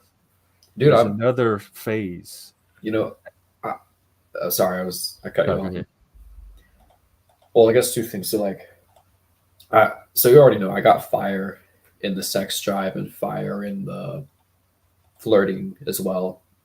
Flirtation. So both from a mind and body standpoint. Yeah, fire in the mind, fire in the belly, fire in the body, fire in the loins. I love the shadows though, because dude, the venom in space, that's the latex that like men and women wear, that shines, that reflects light off of itself. You know what I mean? The shadow, oh yeah. the darker places, right? To me, a black hole in space is a very sexual, but also very significant thing because it's our reincarnation, hopefully for the better, you know. And it's literally the all-devouring hole in existence of eternity. To believe that our potential universe, that every dimension is inside of some kind of black hole, and it teleports us, it changes us, and it can either make or break someone. It is the ultimate serenity, though, the closest thing I think to peace people will get. So that shadow, really I resonate with it because to me, I think the feminine is in me. I see myself as a male binary body, but within me there is a non-binary entity that manifests as genders, and that's within all of us. And I like to call it the entity that has no form or shape. It's just dark matter, and then it becomes the gender, the temptress, or the Jezebel, or the masculine, whatever you embody and whatever is your other half. Is it fixed? Like I related to all that, by the way. It made perfect sense. Is it like in any one individual? Is it the gender form that it takes or gets channeled into? Is that fixed, or can it vary within the individual at different times? Is it more fluid? From a binary standpoint, I think we are fixed until a technology future comes, which is the real coming of the Matrix. The transhumanism. Yes. But from a intellect standpoint, from a thought-provoking standpoint, I think in thought we are non-binary, but we've created these gender norms to try to monopolize how men and women should think in relation to whatever they want, whether it's the LGBT as an organization, the church, the way people have understood monogamy to be now, the way people have tried to monopolize marriage between heterosexuals. And I don't get it, because in mind, in our brain, it might be influenced by the physical gender body we're in, the biology we're in. But other than that, does it really have a binary? You know, and you also got to consider this whole binary idea between men and women is based on biology, which is for life. But what about death? What about non-living? This is where I start to think the venom is non-binary, it's non-living, and it doesn't have a gender. And arguably, I think it created us as Satanists, as darker vessels, as bodies. And yet somehow it creates the things we know to be gender. It's crazy. Honoring the physical, but in the mental being completely almost the opposite, or not even of that gender. Thinking like an entity, but being a physical man or physical woman until technology deems us worthy of becoming elsewhere. But I'm not talking about transgender surgery or mutilation. I'm talking about like maybe when you've seen Terminator 2 with the liquid metal? Mm-mm. Maybe like a shape shifting, you have to look at that to get what I'm saying. Like we'll scientifically advance to the point where we could alter our physical bodies and just shape shift seamless. Yeah. What would you shift into? Whatever you want. You want to be a tentacle haired creature, you know, or do you want to be a creature with 3 dicks? I don't know. Freaky. I don't know what do you want to be a female with like horns or like physical? I don't know, but that's kind of like, I can see it maybe in a digital virtual way. Like we have these suits we wear maybe that just transform according to our will or something. But I don't know if our actual physical body, like if we'll get to the level, we'll be able to engineer our bodies to transform. This has been discussed by a lot of like conspirators, but you'll have to look at liquid metal from Terminator 2. It's an organic matter, a wet work supercomputer that is literally a blob of goo, and it shifts at will. If humans ever get to the point where they can merge with that dude, like the literal Venom symbiote, if that shit ever gets real, that's like so many years in the future, like probably lifetimes, so fucking long. But if that ever gets to us, all this Matrix Hell Realm talk won't just be conspiracy speculation; it will be real. And that's what I'm waiting for. But I'm never gonna enjoy it, so I have to fantasize about it for now and do the best I can in this body. That's what I'm waiting for. that all makes sense. I can't really think of anything to argue or rebut or critique. I get it. But it's not here, and that pisses me off because I'm like, people think I'm crazy, but it's like, this is what I wonder if that's a young thing, because there's a lot of people your age that come on here that have these visions of you, like a socialist utopia or communist utopia or some society in the future that's never going to happen in their lifetime, but they're more invested in that than anything they could actually bring about practically with their existing talents and skills. And people just get captivated by these unrealizable visions, and I think there's value in that. I guess I'm just a pragmatist too, but I don't. One thing I do believe very strongly is humans don't know their own limitations. Like humanity as a species, every time we think we've reached some kind of final limit, humans have come along and found a way to break it and cross it somehow. So we don't ever really know hundreds of years from now what our limits are going to be and what we will have found a way to transcend. Exactly. So as crazy as anything sounds, as at least as belief, as an exploration of our limits, imaginatively, even if not physically, I think it's part of being human, and it still has value as that. I like to think of Satan as the mad scientist who did what people thought could never be. And then all of a sudden it's real and people are like, oh shit, this is the worst thing ever. And it's like, but that's what the devil did. The devil said, you're not stuck with this one thing. The devil evolved. The devil gave Adam and Eve the ability to procreate. You know what I mean? The devil enabled all sorts of other species along Adam and Eve in the garden. The devil is the serpent, the snake, and he wasn't, though, at least not biblically. Well, I guess I'll put it this way: there's two snakes. There's more than one snake, but in the garden, I do like the snake, and I very much identify with the parable.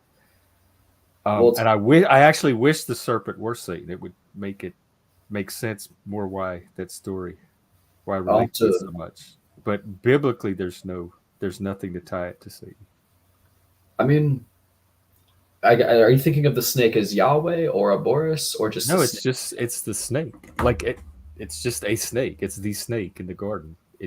It's are not you the actual story of Genesis, the actual text of Genesis. There's nothing in the text to indicate that the snake is anything more than a snake. It's not Satan. Nowhere does the Bible say that it's Satan. That connection was made post-biblically, post-Christian. By other Christians, misread. Yeah. Okay. But the Bible itself doesn't support that reading. So I guess there's nothing in the text that supports identifying the snake and Satan. So you're not reading the Bible interpretively then? Well, I don't think you can read it all without interpretation, because no text interprets itself. There's always that human activity of interpretation involved. But I'm reading it. I'm not going outside of the text. I'm reading only the text. Because I connect Greek mythology, every mythology I possibly can into one thing. So right. I kind of have this effed up view of... Yes, I understand that. Like that archetypal level. And that has a place, and I also do that type of stuff. And on that level, yes, you can connect the snake with Satan and a bunch of other things, because eventually you reach a level, and Northrop Frye talks about this, the anagogic level, where everything becomes identical with everything, and all things are one, at least metaphorically or symbolically. So you can, like, Jesus is the tree, the sheep, the lamb, the vine, the grape, the body, the bread. He's like all the symbols at once united into one unity. So on that level, if you go far enough outside of the Bible itself and start studying it along with other texts and writings, you get a body of symbolism where the snake can at one point be equated with Satan. But within the Bible itself, it's not. Okay, I see. Yeah, like 2 + 2 can equal 4. So like the author of Genesis, whoever wrote Genesis, there's nothing to indicate that that person had Satan in mind, because they didn't even have the modern conception of Satan. I get what we you're have saying. to even Just because 2 + 2 = 4 doesn't mean that it's going to be 8, just because it can eventually connect to 8 or equal 8 when you add other things to it. I get what you're saying. I think that holds true for mathematics, and I think what I'm actually saying is that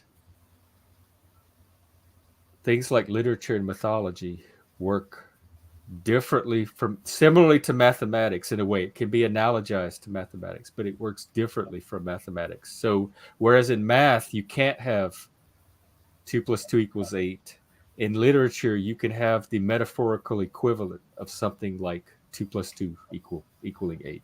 Okay. Yeah, exactly this. The Old Testament does not connect the serpent with Satan, but Revelation apparently does. Okay, there we go. So I was wrong. The Bible does make that connection in Revelation, but not that's the Old Testament. I see. Oh, it was on the screen.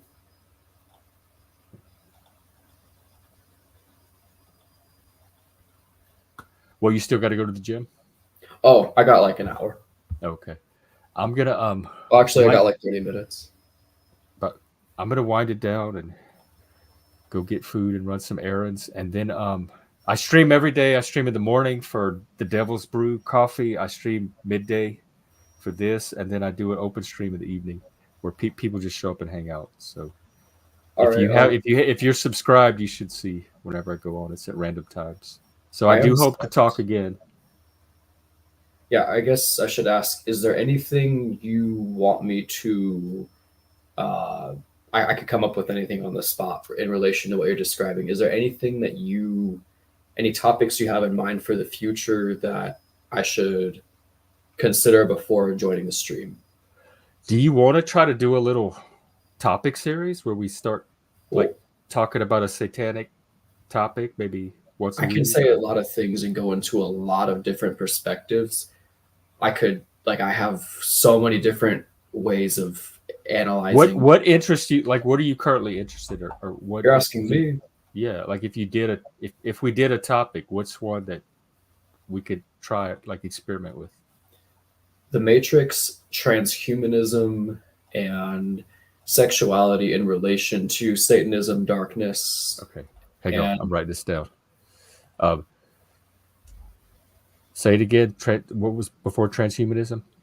The Matrix. The Matrix. Like actually understanding, like, not just the term the Matrix, but the actual literal Matrix itself. And sexuality. Transhumanism, yeah. Satanism. In relation to Satanism. Yeah. And something about darkness. And health, of course. Or non-health, health, non-health. Okay. That's a big topic. There's a few. I would love to do it. So should we make that the topic, or should we find like a little subtopic under that? Like have that be the umbrella and find a smaller topic under that, or should that be the topic and we see where it goes from there? The Matrix or Satanism? That whole complex of ideas that you suggested. Probably be good as an umbrella. I can really go on, but I don't want to. The thing is, some questions I won't ask right away because there's just too much to unpack, in so little time, and a lot of people misinterpret one thing, but then if I said it this way, then they'll believe it. I'm not talking about you specifically. I'm talking about like some of their audience might be like, "What the hell is that guy on?" And part of me has to provoke. They probably will, but they most of my audience knows what they're getting into when they show up here, so I trust them. Part of me has to provoke people to think, but the other part of me doesn't want to give them too much at one time.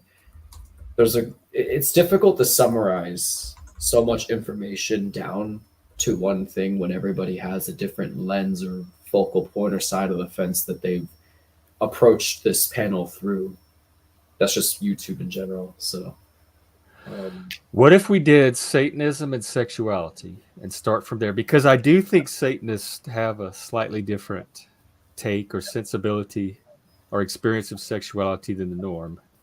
And then from there, if it leads to transhumanism or the Matrix and that gets tied into it, that's fine. But I think having Satanism for sure is a starting point. And then sexuality seems very easy to tie into Satanism.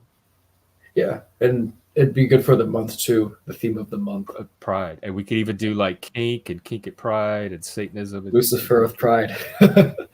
Yeah, satanic pride. Hail Satan. Welcome, Ken. The same. Yeah, well, let's do that. Are you on Discord? Oh, you have Discord? Yeah, we have a Discord. Oh, fuck yes. Okay, I'll put the link. I can invite you to my server, but dude, it's a really fucked up, edgy server. Well, it's highly offensive. I'll invite you to mine right now. So hang on. All right. I'll put it in the back. In fact, I'm going there after this. We hang out and watch. In fact, I watched the American Satan, the anti-LaVey documentary. I watched it the other day. If you haven't seen it, we can watch that.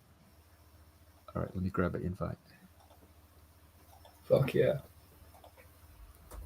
All right, there's ours, and then you can send me yours. I'm Gen X Jeff on Discord. Just a quick notice, my server has got a lot of petty ass drama in it. It's got some stupid shit. I'm in gaming communities, but then I'm in the conspirator community, and you're like, what the fuck is this guy on? I have some rants. I have some fucking me venting in that server. There's some bad shit in there. Just heads up. I've been through a series of perspectives. I think you're at the right place. Yeah, I joined. So, Ken, if you throw the channel up in the back, I'll be able to access it. Ken he posted a link to his friend's rap music channel. So if you're into rap music, check it out, like, subscribe, etc. Ken's link is in there. Undead Hydra has a channel. All right, I'll sub to him. Shout out to I'm being a bit of a prick, but shout out to Sanity Machine for helping me find Gen X Jeff. Yeah, thank you. Ironically. Oh wait, I need to take this off, Ken.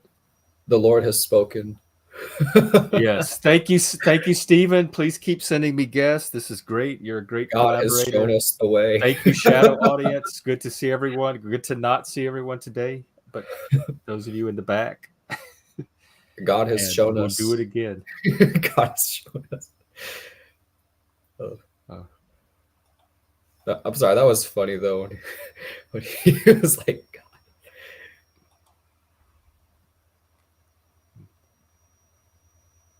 All right, Ken, I got it. I'll check it out. And if he wants to come on the stream and promote his music, tell him he can. Divine Cheese. Yeah, we take all types here.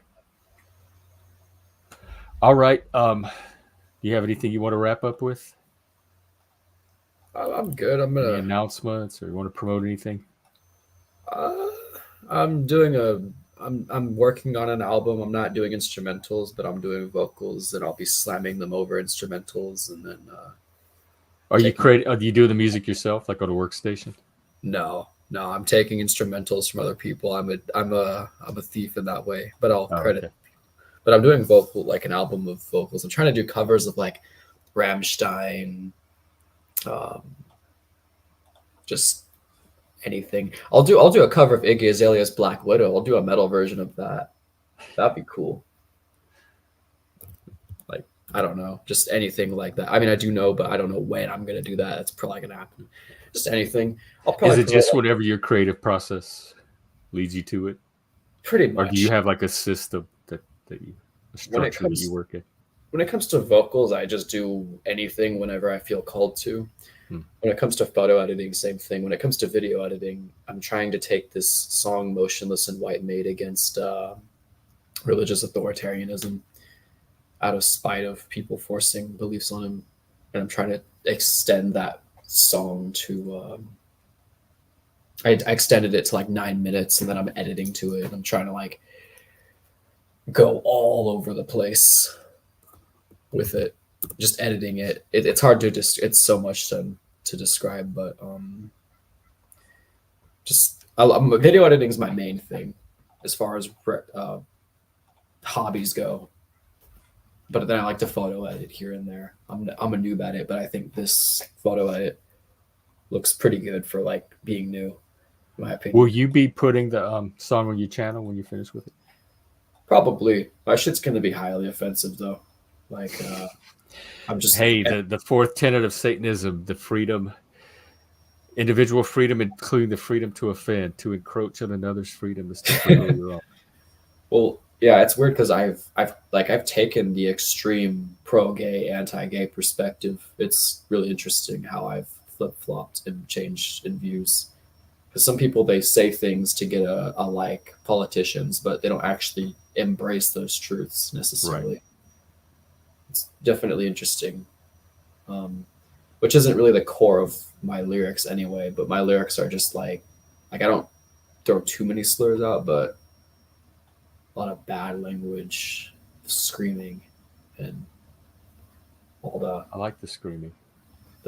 I'm a big Pixies fan. I like his screaming style of the Pixies. Frank Black. I like his screaming style of vocals. Yeah, when you go, yeah, yeah, and then you have to just send that shit up, send it out, and the gutturals like.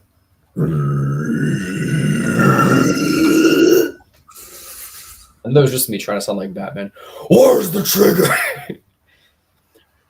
Word of advice: I'm no one to tell anyone metal vocals here, but if you want to sound like Batman, just copy Christian Bale. Where's just try to do that and then play with that, and it's really fun. I don't know. I don't have too much to say because my art. I try not to make it the focus of my philosophy, but I like to show it as an example of what I actually believe at the same time. So it shows people that like I'm not just a guy talking on the internet here. I'm a dude who has his own hobbies. Because you get guys who can just do AI art and generate it. And I think like if you're gonna talk to people and that's like your main thing, then at least get people together. At least unify. I believe we can coexist, but there's a very dark truth we have to accept so that we can coexist efficiently. It's like it's a dystopia, but I'm almost kind of like, yes, dystopia. Like there was a very sadomasochistic side of humanity. What is the dark truth? That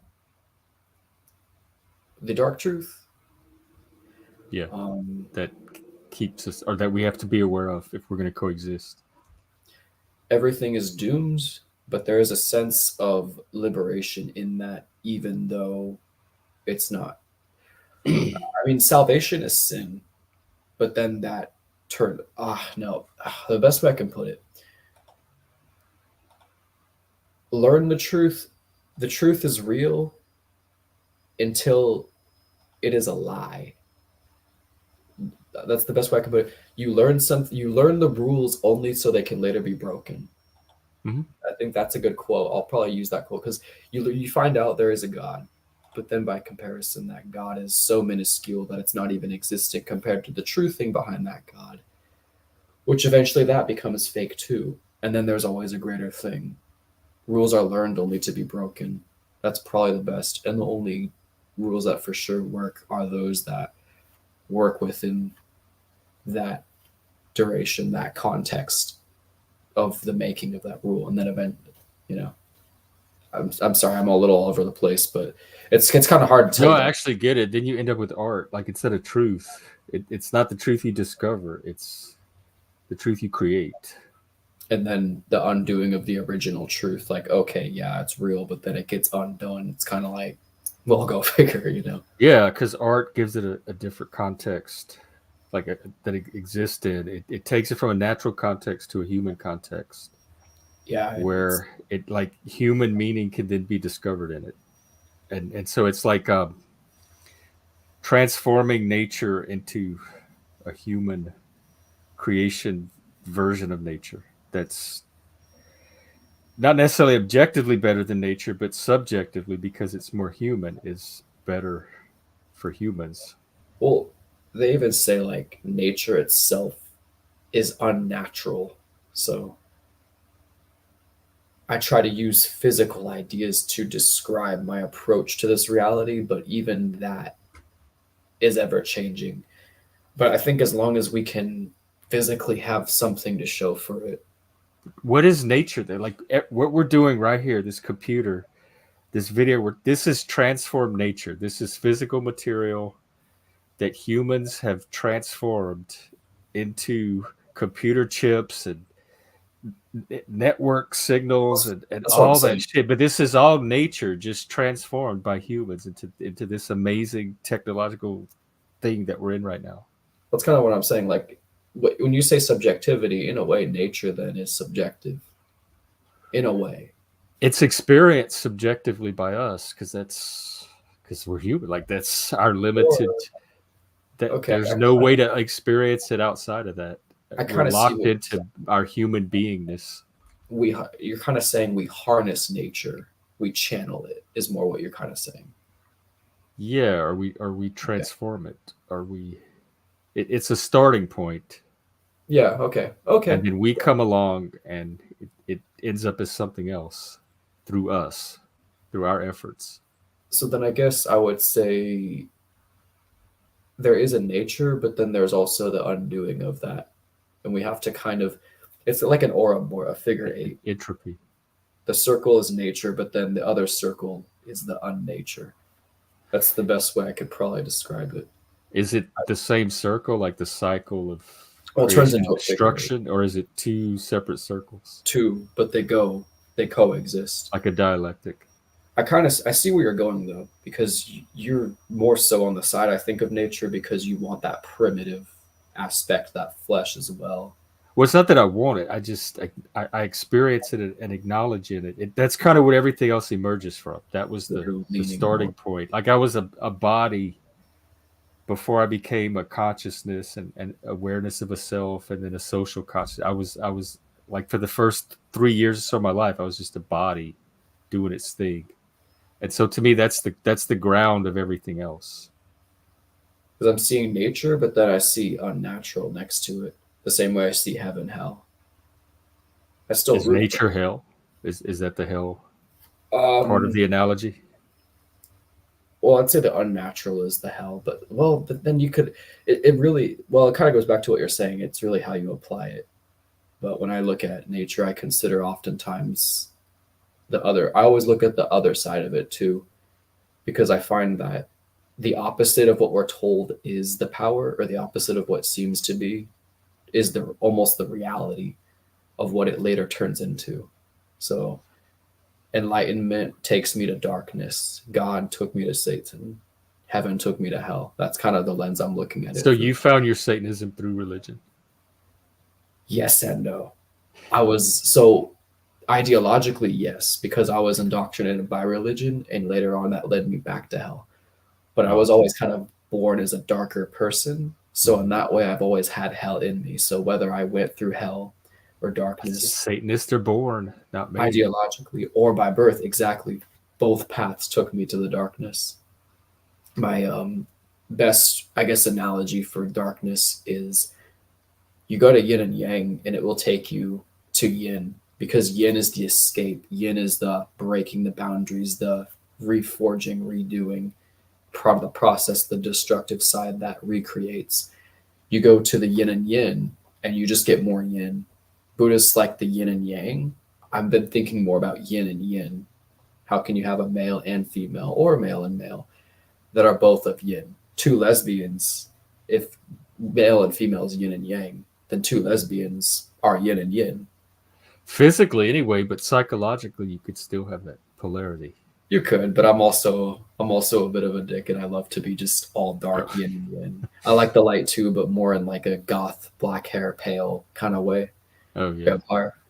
Yeah. This is just my bias that I try to use creatively, because I was wondering what the next generation of goth was. So this is good, because I was a goth in my generation. And I'm a lot of things. It seems more mall goth now, but talking to you gives me hope that like real goth is still out there. I like to listen to Ludovico Technique, Midnight Dark Wave, kind of the 80s, but also the more retro goth. I like emo. I like vampire stuff. I try to stay out of the sun as much as I can, believe it or not. Did you play Vampire the Masquerade?